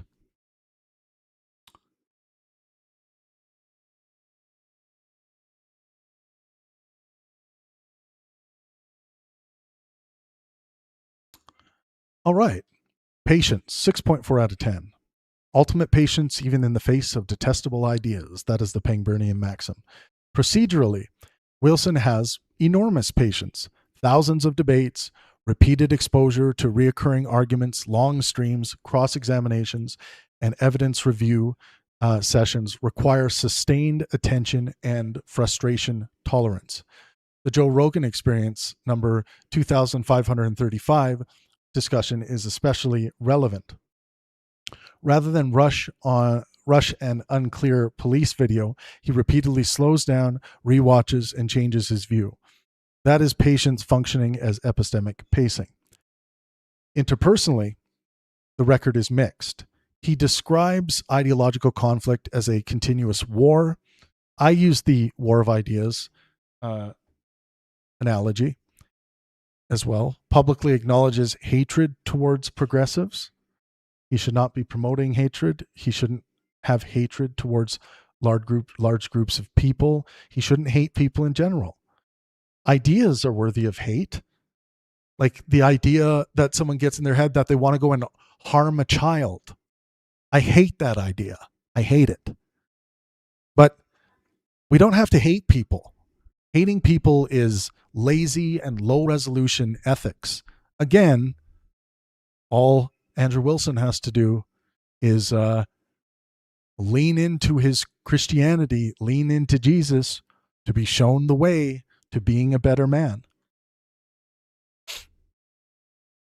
The Pierce-West exchange demonstrates how quickly procedural capacity can be overtaken by effective escalation when a topic is morally charged and identity-laden. This produces an important distinction. Endurance is not identical to Pangburnian patience. A person can argue for 6 hours and still be impatient in the sense that every objection is treated as an enemy move. Every ambiguity is resolved instantly, or every provocation is returned with contempt. Wilson scores above average because he demonstrably can wait for evidence and remain in difficult discussions. He does not score in the high 7s or 8s because emotional patience is substantially less stable than procedural stamina.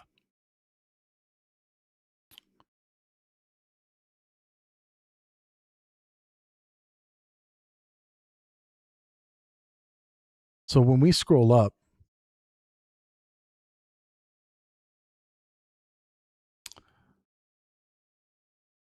oh, okay. Yeah, I don't need to go over that. That's fine.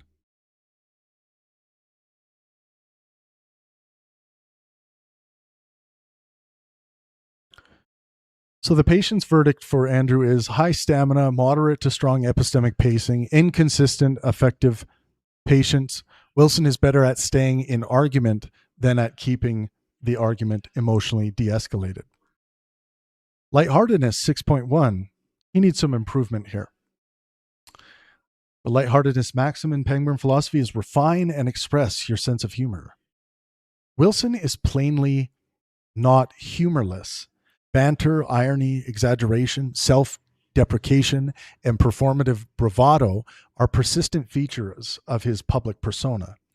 In the right setting, this helps a long argument remain human and prevents doctrinal discussion from becoming sterile. His exchanges with friendly hosts often show the socially connective side of humor. The Pangburn maxim, however, turns on refinement. Humor is ethically valuable when it restores scale, reduces ego, metabolizes tension, or opens thought. It becomes a vice when the joke's principal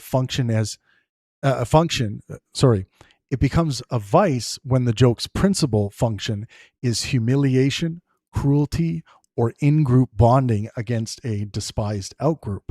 Wilson's, quote, blood sport ecosystem frequently lives close to this boundary. Mocking gender identity, opponents' competence, or ideological groups may be funny to a sympathetic audience while simultaneously reducing the target to a prop. The score therefore lands near the middle high range. Wilson has abundant lightness, but not all lightness is refined. The public evidence supports a real sense of humor, yet a meaningful share is weaponized rather than perspectival. Lightheartedness verdict, a genuine virtue in Wilson's repertoire, but inconsistently refined. The same wit that makes difficult material accessible can become a blade for humiliation. Inspiration, let art and science inspire. Hopefully you're enjoying this breakdown, everyone. Please smash that like button and share the stream. Also, make sure you're subscribed.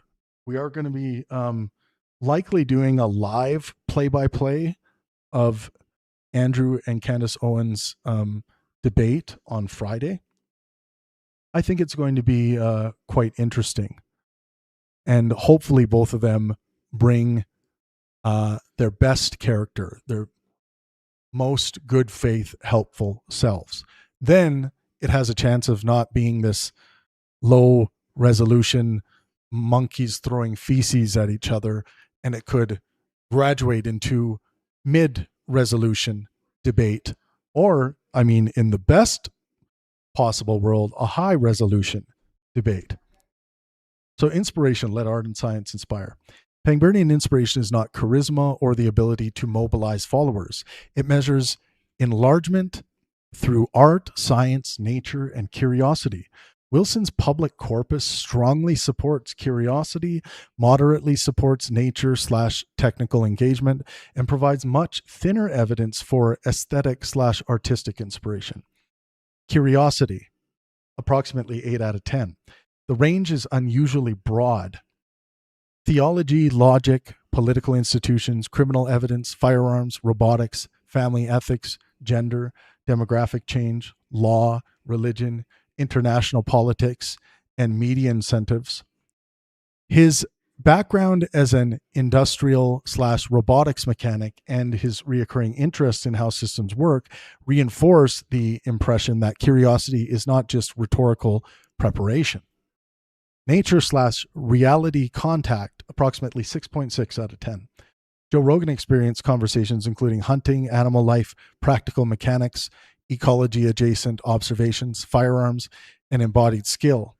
These are not equivalent to a formal science orientation, but they show meaningful engagement with physical reality and systems beyond political discourse. I enjoy hunting, animal life, practical mechanics, ecology adjacent observations. I think firearms are necessary, obviously, to hunting, but I don't like the gun nut society that I see existing in the United States. Not everyone, but yeah, that's for a different conversation. But yeah, I grew up in a hunting family, shooting deer, elk. I love fishing. And I think it was like 3 years ago was the last time I went hunting with my brother. We didn't get anything that trip, but we were hunting whitetail deer. I'm also a licensed butcher from earlier stages of my life. After high school, I got my butcher's license, and I was cutting meat for a grocery chain named Sobeys, and that's how I saved up money for university.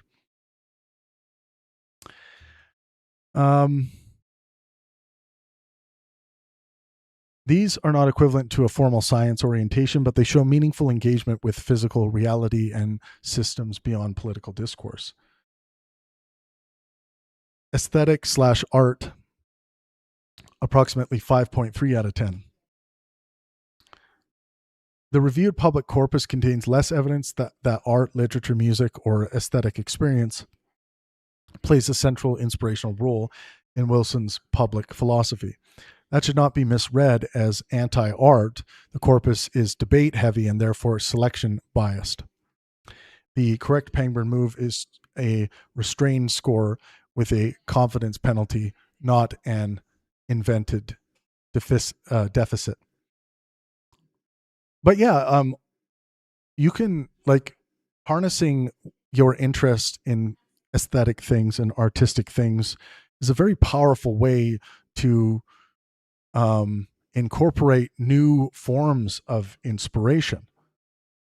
So I think it's a very valuable tool and a healthy tool to use when educating or debating. Inspiration verdict. Curiosity is a real strength and lifts the overall score. The score does not reach the high sevens because public evidence for aesthetic inspiration is sparse and because ideological combat can crowd out open-ended wonder. Okay, now we're on to 10 Pangburn epistemic standards. Correspondence, truth, 6.7 out of 10. Wilson often insists that claims cash out in facts about the world rather than social approval. His most Pangburnian formulation is the reoccurring demand for how someone knows. He is also compatible of challenging attractive conspiracy hypotheses when the positive evidence is weak. The principal limitation is that political and theological priors sometimes function as interpretive architecture before the empirical record has been exhaustively tested. Correspondence truth remains the declared aim, but ideological utility can influence which facts are foregrounded. Fallibilism, 7.2 out of 10. Excellent score. The public record contains unusually clear fallibilist markers, explicit invitations to fact check, willingness to, quote, eat crow, real-time revision, and recognition that possibility does not equal evidence. The score is lowered for premature global certainty and confident dismissal of whole domains as groups. Evidential proportionality, 5.9 out of 10. This is the largest gap between Wilson's technical ability and Pangburn discipline. He can be exquisitely calibrated about uncertain footage or an assassination theory, then categorical about psychology, political tribes, or social science outcomes. The pattern suggests calibration is a skill he possesses, but not a constraint he applies uniformly. He should. Calibration diagnostic. Ask not, quote, can Wilson reason carefully? The answer is clearly yes. Ask, quote, does the careful calibration survive when the claim reinforces his political identity, moral coalition, or entertainment incentives? That is the harder Pangburn test. Symmetry of standards, 5.7 out of 10. Wilson deserves strong credit for debating his own ideological neighborhood and obscure opponents. Symmetry fails, however, when charitable interpretation is explicitly distributed unevenly by political identity. A system cannot satisfy Pangburn symmetry if the same ambiguity is read generously for allies and with malice for opponents.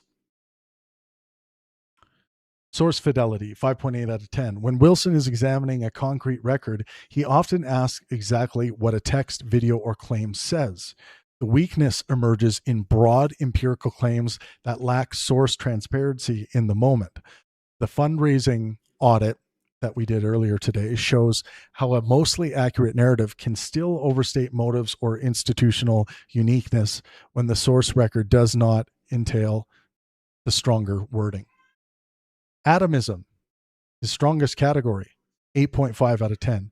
This is Wilson's signature epistemic strength. He isolates propositions, tests definitions, turns slogans into premises, and uses mirrored cases to expose inconsistent standards. Even when one rejects his conclusion, the decomposition often improves the discussion. The main risk is, quote, selective atomism, atomizing an opponent's case while allowing one's own background assumptions to remain bundled. Highest confidence strength. Atomism is the most robustly supported epistemic virtue in the corpus. Wilson's ability to turn vague abstractions into discrete commitments is usually strong and often genuinely clarifying. Reproducibility, 6.4 out of 10. Wilson's huge public archive makes much of his practice auditable. Long-form debates can be replayed and his arguments reconstructed, but live commentary often cites no accessible underlying source, making external verification harder. Reproducibility is therefore moderate to strong at the speech level and weaker at the evidence chain level. So, you got to give your sources. Give your sources.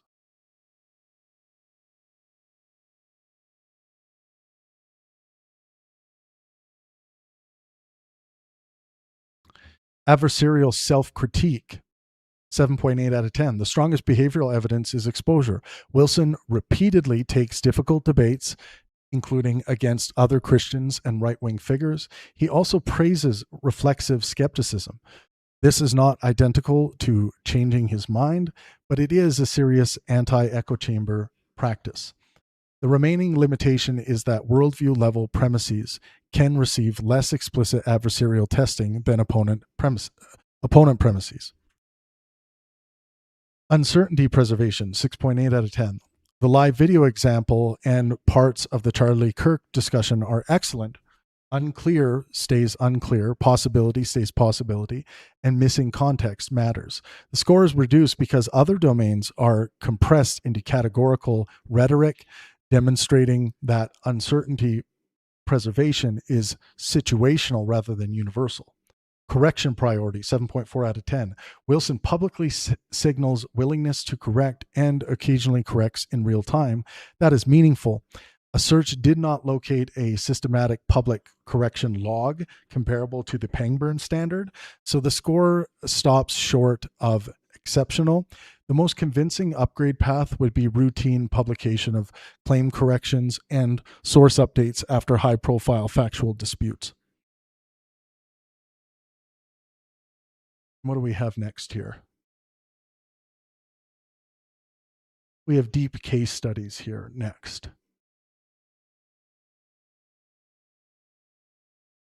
How many deep case studies? Yeah, we can go through these. You guys hanging in there? It's a lot of information here, but this will be available on our website. Everyone can download, do what they want with it at pang-burn.com/analysis.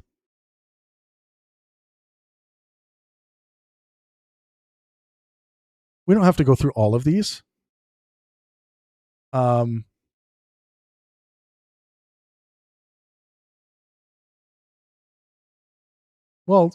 Considering the pop cultureness of it, let's go to case study B, Candace Owens / Charlie Kirk, possibility versus positive evidence. Andrew Wilson will say things like, almost anything's possible, and there's not good evidence to support it. The wording sharply separates logical possibility from evidential support.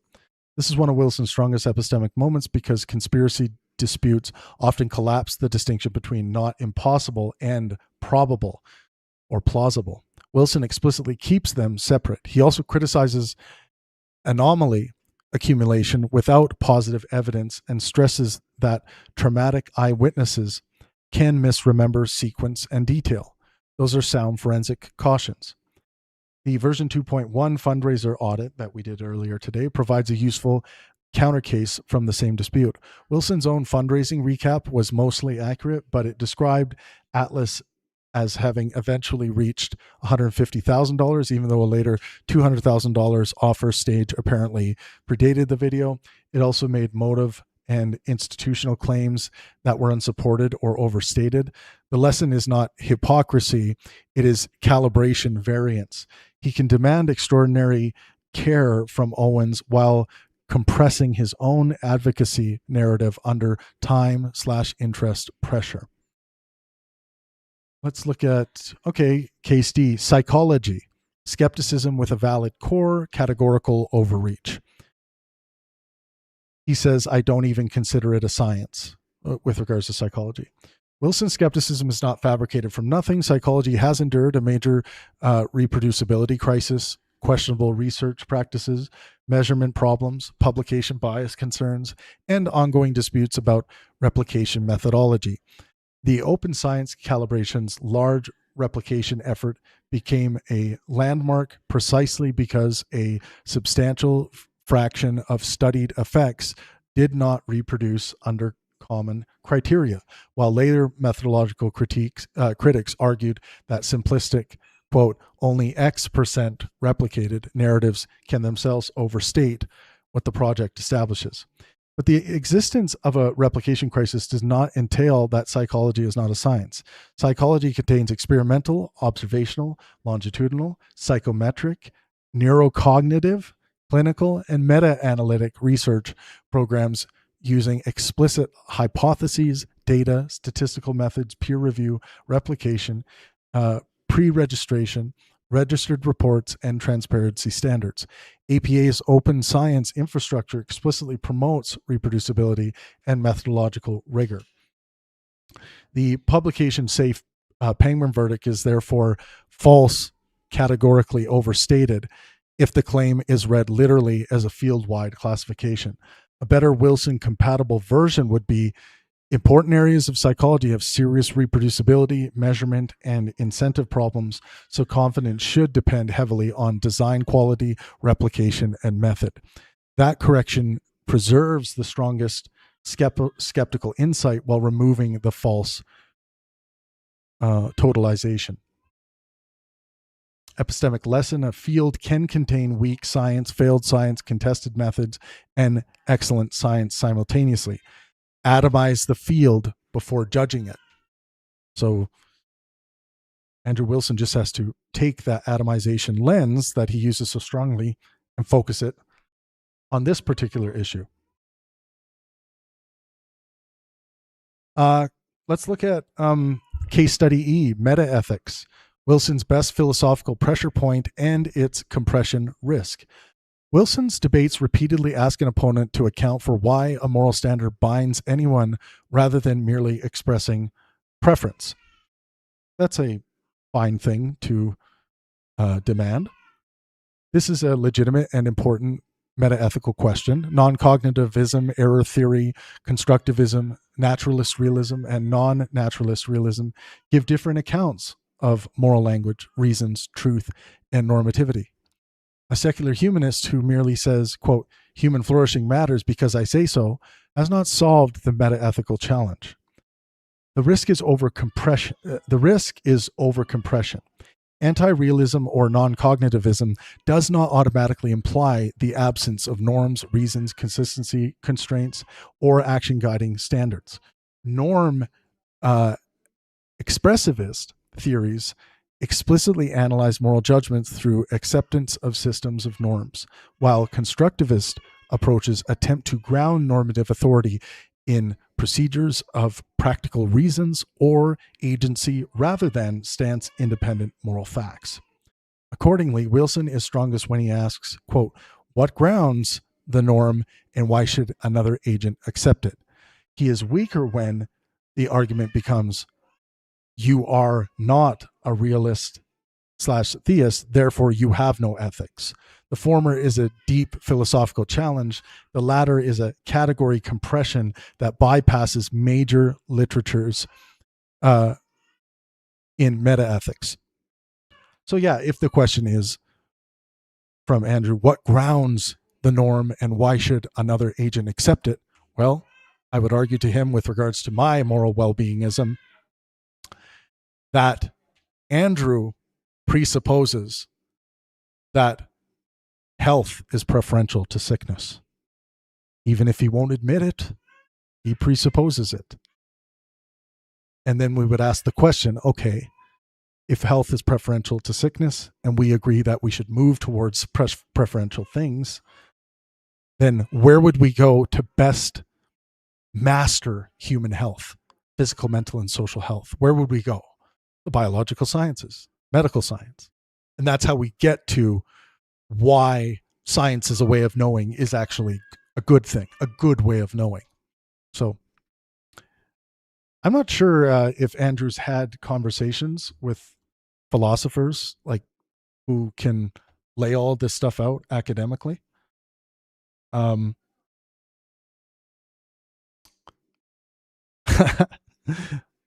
Tommy Boy says, I want to be sick. Defeat that with your metaethics. Yes. Yes.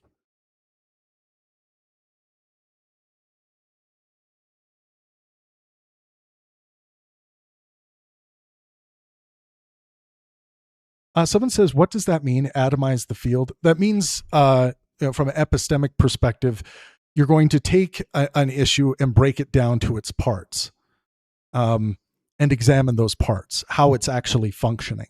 Atomization is a really important aspect of good, sound epistemic inquiry. Very important tool.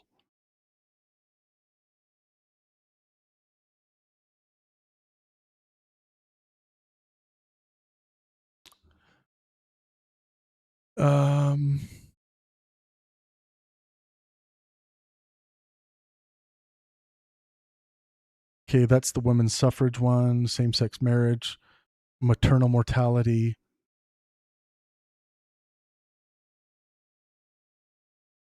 Let's see.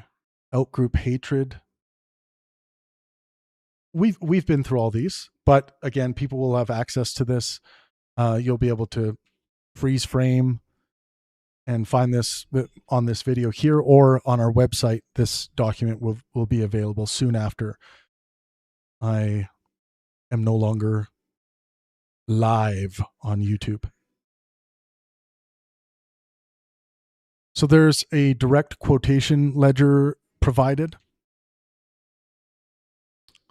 for the sources here. Quotes below are intentionally short. Web transcript quotations are limited and contextualized. User-supplied transcript quotations are preserved as displayed. The quotation establishes what was said, not whether the underlying proposition is true.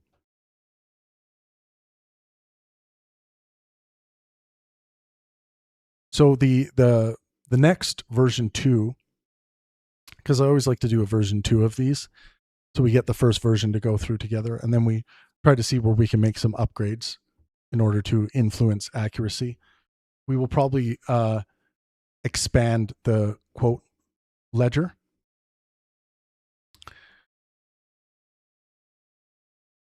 The strongest steelman and strongest critique for Andrew Wilson. The strongest Pangburnian steelman for Andrew Wilson. He exposes his worldview to more adversarial contact than most political commentators. That is a real anti-echo chamber practice. His atomic questioning often improves epistemic resolution. Definitions become explicit, presuppositions become visible, and inconsistent standards are harder to hide. That's a really good posture. I like that posture. Some people find that annoying, but that is good, sound epistemic posture. He possesses genuine fallibilist tools. The quote, I can't tell video review behavior, invitation to fact check, and possibility/evidence distinction are substantive demonstrations, not slogans. His concerns for family, community, audience responsibility, order, and social support corresponds to real well-being variables, and the religion/well-being literature gives portions of that framework empirical support. He engages low-status interlocutors and does not consistently filter debate opportunities by clout, which is both epistemically and communicatively valuable. He can critique people on his own side and has debated Christian/right-wing figures on matters that divide his coalition, which weakens the claim that he is simply an ideological propagandist. His public persona contains self-awareness about anger and excess. A person who can identify a vice has a better correction pathway than one who denies the vice exists. The strongest Pangburnian critique. Wilson's technical skill can create an illusion of global epistemic reliability. Winning premise-level exchanges does not validate background assumptions or empirical generalizations. His openly asymmetric charity toward ideological outgroups conflicts directly with the Pangburn symmetry requirement and increases motivated reasoning risk. Quote, bloodsport domination and destruction framing can turn dialogue from cooperative error correction into a status contest where concession becomes psychologically expensive. He sometimes takes a legitimate evidentiary concern and inflates it categorically. Replication problems become, quote, psychology is not science. Rare maternal mortality becomes, quote, almost no women. Anti-realist metaethics can be compressed into, quote, no ethics. Outcome claims for coercive social policy are often less empirically developed than his confidence suggests.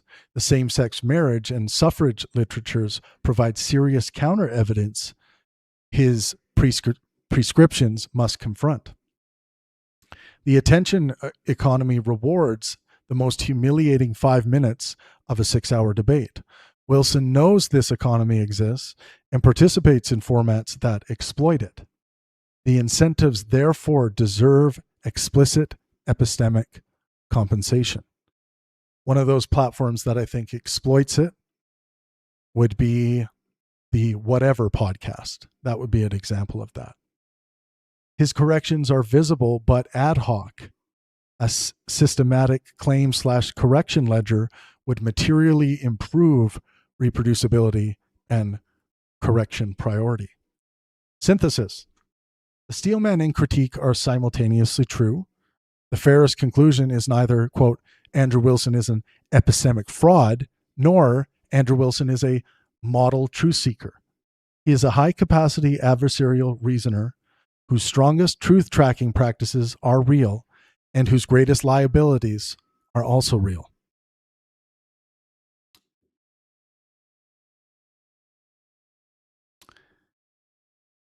Sensitivity analysis.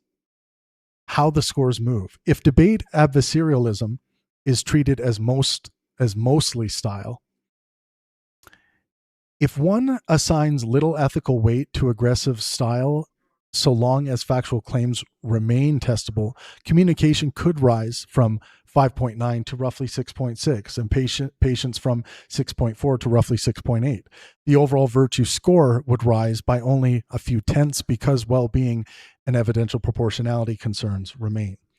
If public policy autonomy is weighed heavily.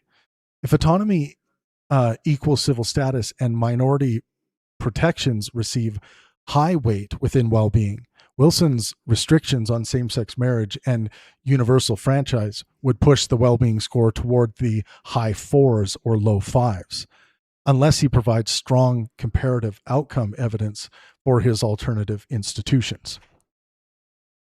Yes, the scoring is going to have this variability depending on sensitivity and weighting. If theological moral realism is granted as true, granting Wilson's Christian metaphysics would improve internal coherence of several normative conclusions, but it would not erase Pangburn epistemic obligations. Claims about psychology, maternal mortality, social outcomes, history, and human behavior remain empirical and must still meet source fidelity and evidential proportionality. If theology is excluded from the scoring domain, excluding metaphysical theological claims entirely would slightly raise the epistemic score because fewer contested foundational assertions would enter the denominator. This report does not take that shortcut. Public claims of knowledge are evaluated for how they are held and justified, even when direct empirical adjudication is unavailable. So here are the estimated uncertainty intervals. Right there. These are not statistical confidence intervals. They express uncertainty caused by corpus selection, weighting judgments, unavailable private behavior, transcript imperfection, and the difficulty of converting qualitative virtue into a scalar. The bands are meant to prevent false precision. We have a section here, what would raise or lower the scores? Evidence that would materially raise Wilson's profile. A public correction ledger for factual errors after major debates with links to the original claim and corrected evidence. I think all debaters should be doing this, by the way.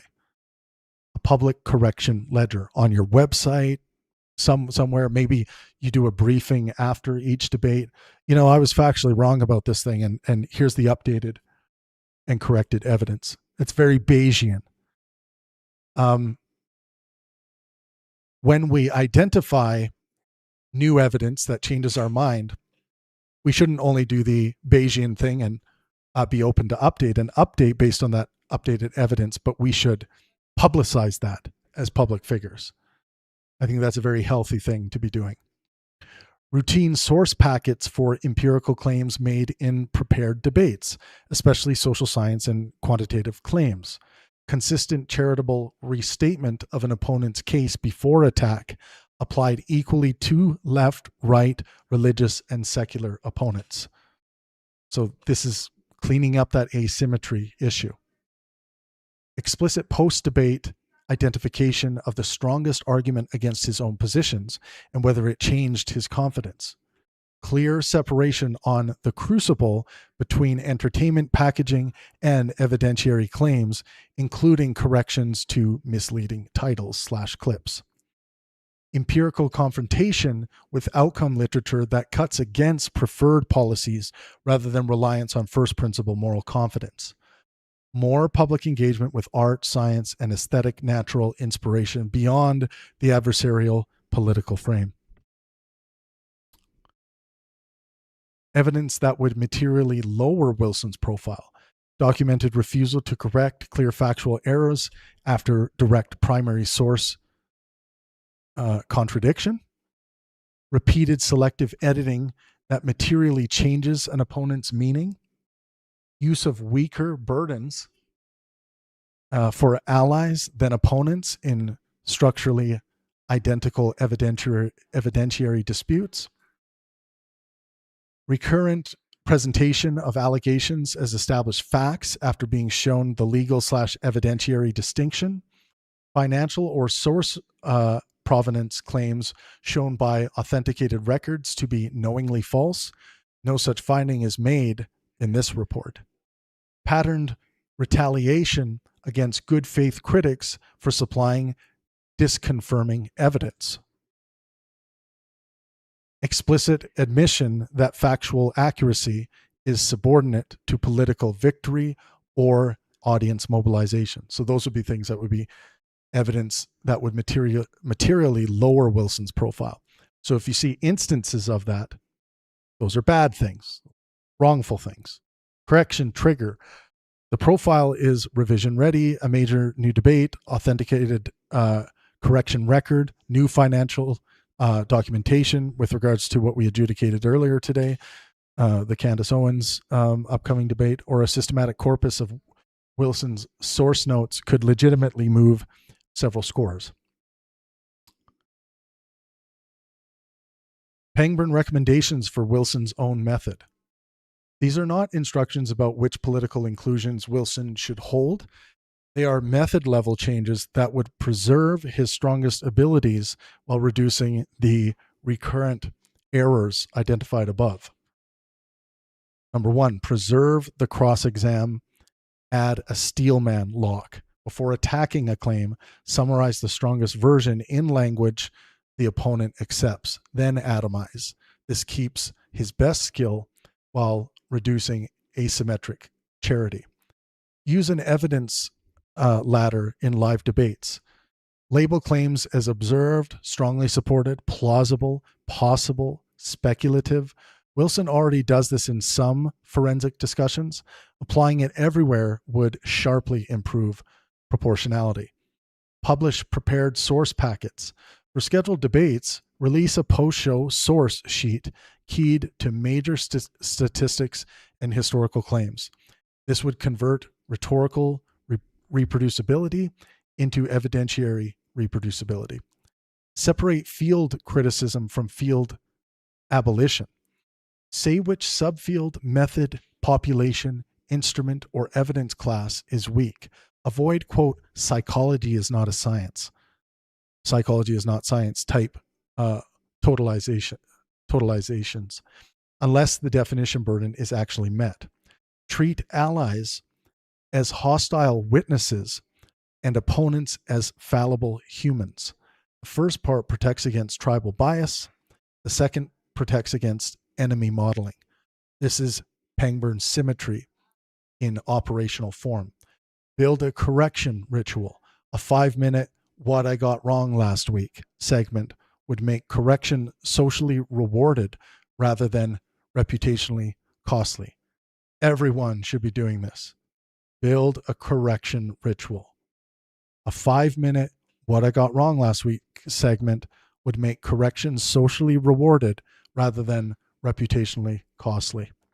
Distinguish domination clips from dialectic. Entertainment can coexist with rigorous debate, but the audience should know when a clip is rhetoric and when a conclusion has been source audited. Move more well-being claims through outcome evidence.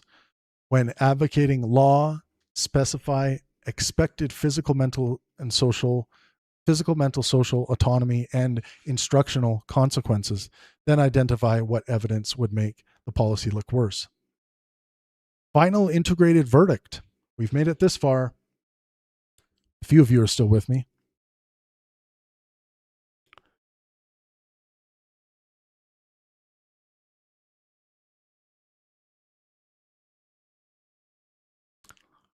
Final integrated verdict. Andrew Wilson's public epistemic profile is stronger than a caricature of, quote, blood sport debater suggests, and weaker than his technical dominance can make it appear. He is not merely a rhetorician. He demonstrates serious logical skills, very high claim atomization, unusual adversarial exposure, moments of excellent uncertainty preservation, and explicit correction openness. Those are authentic epistemic virtues. But technique does not self-certify virtue. Wilson's public identity is also organized around combat, victory, ideological hatred, and a media ecosystem in which humiliation is monetizable. The strongest reoccurring epistemic defect is not fabrication. It is confidence, inflation, and asymmetry. He can be much more careful when scrutinizing an opponent's extraordinary claim than when describing a disfavored field, group, or social outcome. That gap is exactly what the Pangburn symmetry and evidential proportionality standards are designed to expose. Ethically, Wilson's emphasis on responsibility, family, social order, religious community, and audience effects earns substantial credit. The Pangburn well-being maxim nevertheless asks a broader question than whether a moral coalition flourishes on its own terms. Policies governing marriage, suffrage, minority status, and public power must be justified against the well-being and autonomy of those outside the coalition. Here, Wilson's public case is materially less developed than his confidence. The highest value conclusion is therefore the blood sport paradox. Wilson is at his best when the adversarial method is used to discipline belief. He is at his weakest when adversarial identity begins to determine who deserves charity, how much evidence is enough, or what counts as a decisive victory. The path to a much higher Pangburn score does not require him to become less forceful. It requires him to make his strongest habits universal. The same, quote, how do you know that? For his own side, the same, quote, I can't tell when the pixels are unclear. The same willingness to eat crow when the record changes, and the same evidence burden whether the claim helps or harms his tribe. There's a adversarial self-audit here. We don't have to go through that. Supplemental forensic appendices, public behavior, evidence ledger. These are citations from specific episodes and specific materials that have been used for this adjudication.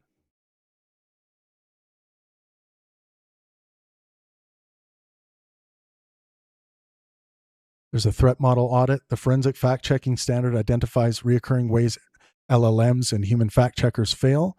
The same failure modes are useful for evaluating a public debater. The classification below asks whether Wilson's sampled public conduct shows resistance to, vulnerability to, or insufficient evidence regarding each failure mode. So this is the threat level check.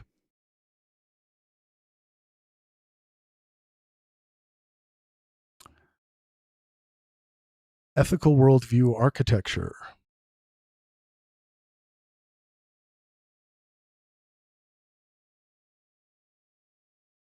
Christian foundationalism. Wilson treats Christian ethics as the superior basis for social and political order, and frequently argues that secular systems borrow normative logical resources they cannot ultimately ground.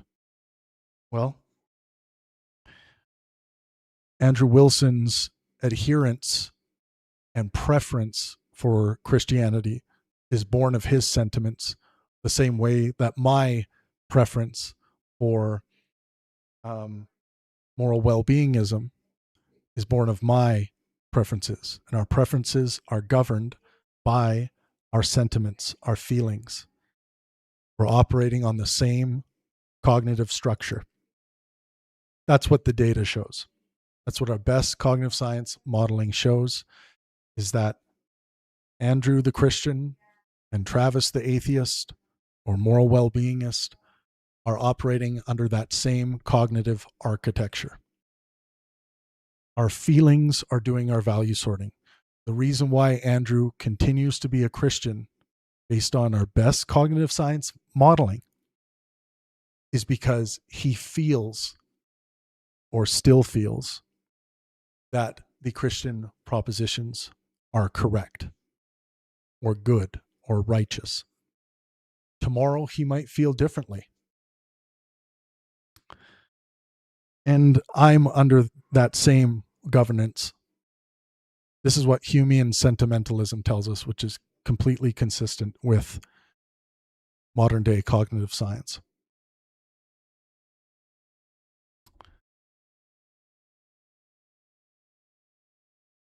Order and hierarchy, he gives high weight to social order, role structure, authority, family hierarchy, and limits on universal democratic participation. Family and reproduction, family formation, fertility, marriage, and sex roles are central to his social well-being model. Power realism, Wilson explicitly treats politics as a competition for power rather than a neutral, deliberative space. Moral realism, objective normativity. He presses opponents to explain the binding force of moral norms and rejects systems he sees as preference-based. Well, I hate to break it to you, Andrew, but our best cognitive science modeling demonstrates that you yourself have a preference-based system. That's the kind of beings we are. I can take him through at some point what cognitive science has to say about this, but you can reject the modeling, but the modeling tells us that all of our values, including Christian values, ethical values, all of our normativity is being value sorted. And whether we accept particular values over other values ultimately comes down to whether we feel or how we feel about those competing values. So, yes, our feelings. It's feelings, man. I know that pisses off the objectivists, the moral realists, but I don't see any good reason to believe that there are moral facts. That being said, though, once you accept the presupposition, which we all already do, that health is preferential to sickness, and we agree that we should be pursuing that preference of health, then I think the human moral landscape looks very clear. Everything, for me, makes good sense. When you're doing high resolution academic moral calculus, there needs to be a delineation between good, bad, right, and wrong. I don't know if Andrew Wilson has been challenged enough to realize that. But that would be an interesting conversation to have with him. What is the difference between goodness and righteousness and badness and wrongfulness? Different domains. For example, what the Americans did in World War II to fight back expansionist Japan, to fight back expansionist Germany and expansionist Italy, that act of needing to do this to preserve the ability to continue to maximize well-being in this world and to protect those who are victims of others who are causing them well-being detriment. That's completely righteous. But does that mean what the United States of America was doing to accomplish that? Is there anything good about that? No. It's bad. People being blown up by bombs, people having their heads exploded by sniper rounds. That's all bad stuff to me as a moral well-beingist. But righteous in that the goal was to put an end to the anti-moral well-beingist project and hold those parties accountable. But that requires doing bad things like killing people.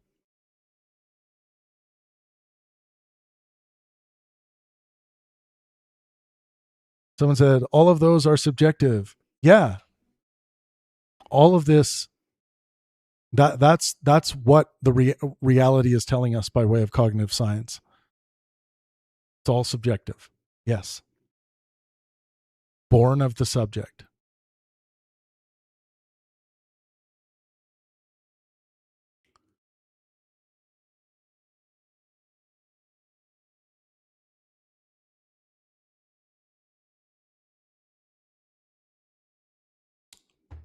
All right. What else do we have here?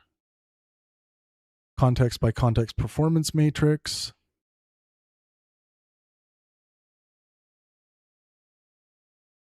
Rhetorical aggression and personal attack profile.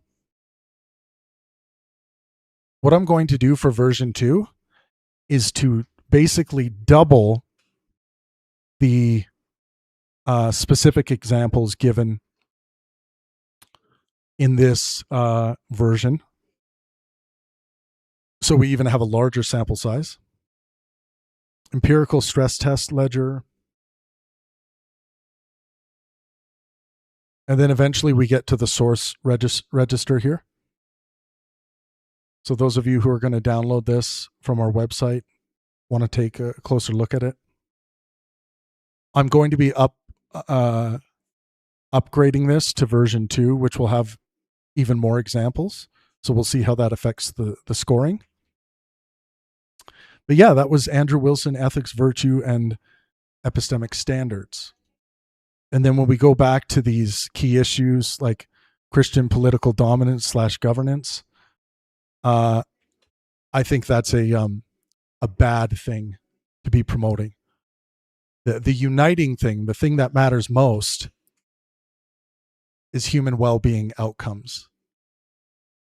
Physical, mental, and social health outcomes, regardless of what Christian theology might have to say about those things.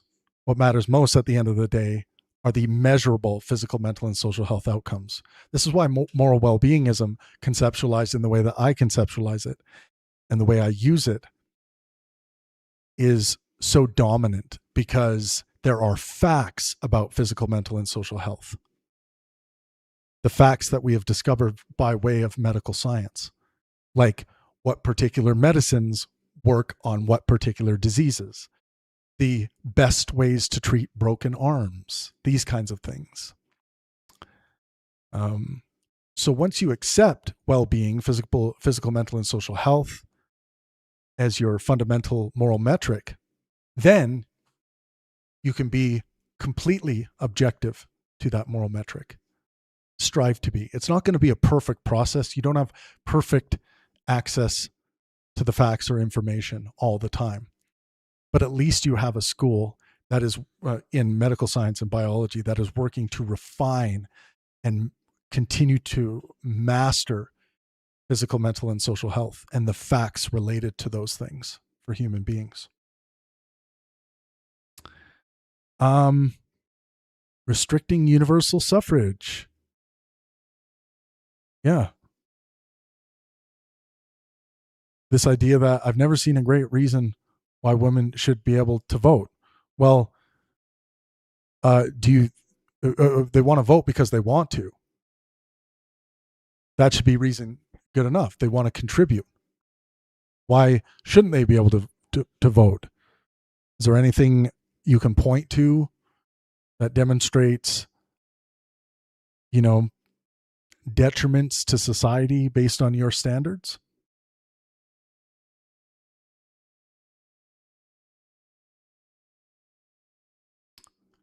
There's a lot of evidence suggesting that the fact that women are able to vote actually has positive well-being outcomes for societies. We've already went through that. Outlawing same-sex marriage. My question would be, what measurable harm is serious enough to justify taking that civil status away? Are we going to be making an ancient religious argument? Should we even take that seriously? The RAND stress test found no reliable evidence of broad harm to general family formation from legalizing same-sex marriage, and reported benefits for LGBTQ people and their children. Which, by the way, as a Christian, Andrew, you should care about all of these outcomes. You should care. Consequently, the state coercion side of the equation is concrete, while the purported population level benefit is empirically underdeveloped. But still, the question stands. What measurable harm is serious enough to justify taking that civil status away?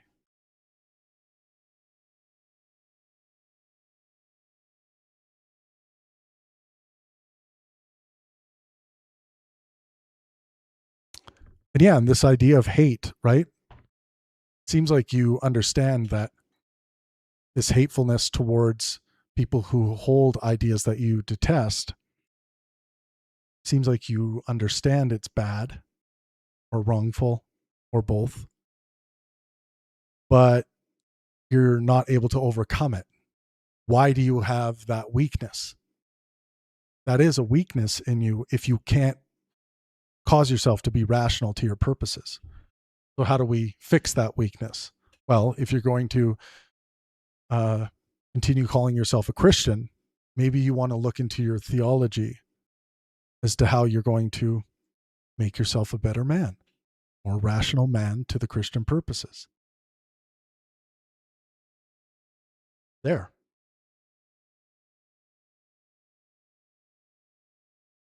Thomas Panter says, I don't think 7-year-old children should be able to vote. It's a travesty.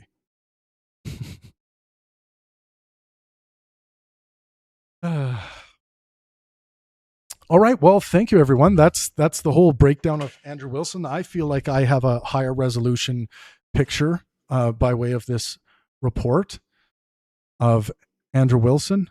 Yeah, I think I will do a version 2 to upgrade this, and then I will upload that to the website.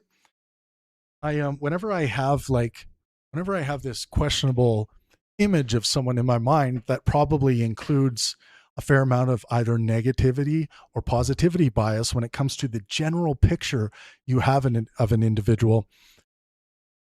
Human beings are really bad at creating an accurate general picture of other human beings, especially if they are like internet personalities or political figures. But when you do an in-depth, deep analysis like this of demonstrable behaviors that is grounded in empiricism, then you get a much less radical picture of individuals. And I've had conversations with people about different political figures, and when I ask them their general take on this political figure, they say, "Oh, that person's evil," like AOC, right? AOC, they'll say, "Oh, that person's evil." Oh, why are they evil? They'll give me their short list of things because they promote this kind of stuff, and that means they want this kind of outcome. And then we test that out a little bit, And then after doing some good sound epistemic inquiry, a lot of the time we find that the things that that person was basing this picture of evil on were not even coherent. Those facts that they knew, they were assuming led to them believing that these people should get this people should get that people should get that. But then when they look at the actual available evidence of what that person had to say about that, as opposed to them just inferring that or imagining that, it's nothing like that. And then all of a sudden, that low resolution picture of the evil AOC or whoever it is, Trump, AOC, whoever, that low resolution image starts, that's like, it's painted red because it's evil, right? It starts actually getting more color and starts looking like an actual human being. That's what we should be doing epistemically. We shouldn't just be hand waving people away or dismissing them away as evil or being simple-minded about our views of others. Well, and then the question today asked in the stream is, how bad is Andrew Wilson? I mean, I think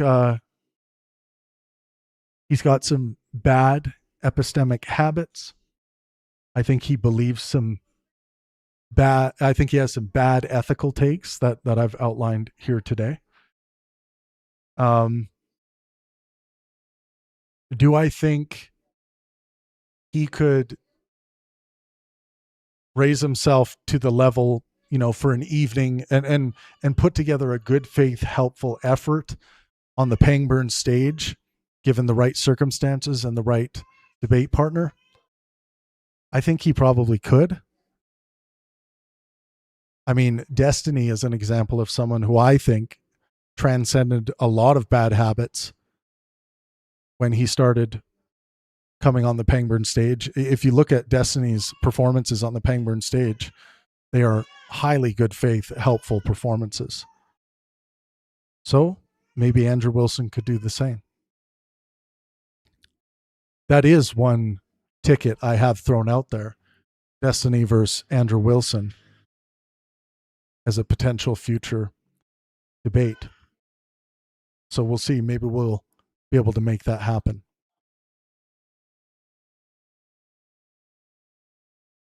Yeah, anyways, I hope you guys enjoyed this. I will eventually share this on Discord and link it to our website. Thanks for being here. Make sure you smash that like button before you leave if you haven't yet. And someone says you have to want to change. Yeah. You have to believe that you are open to update. You have to be open to update. You have to be open to improvement. Yeah. Thanks, Tommy boy.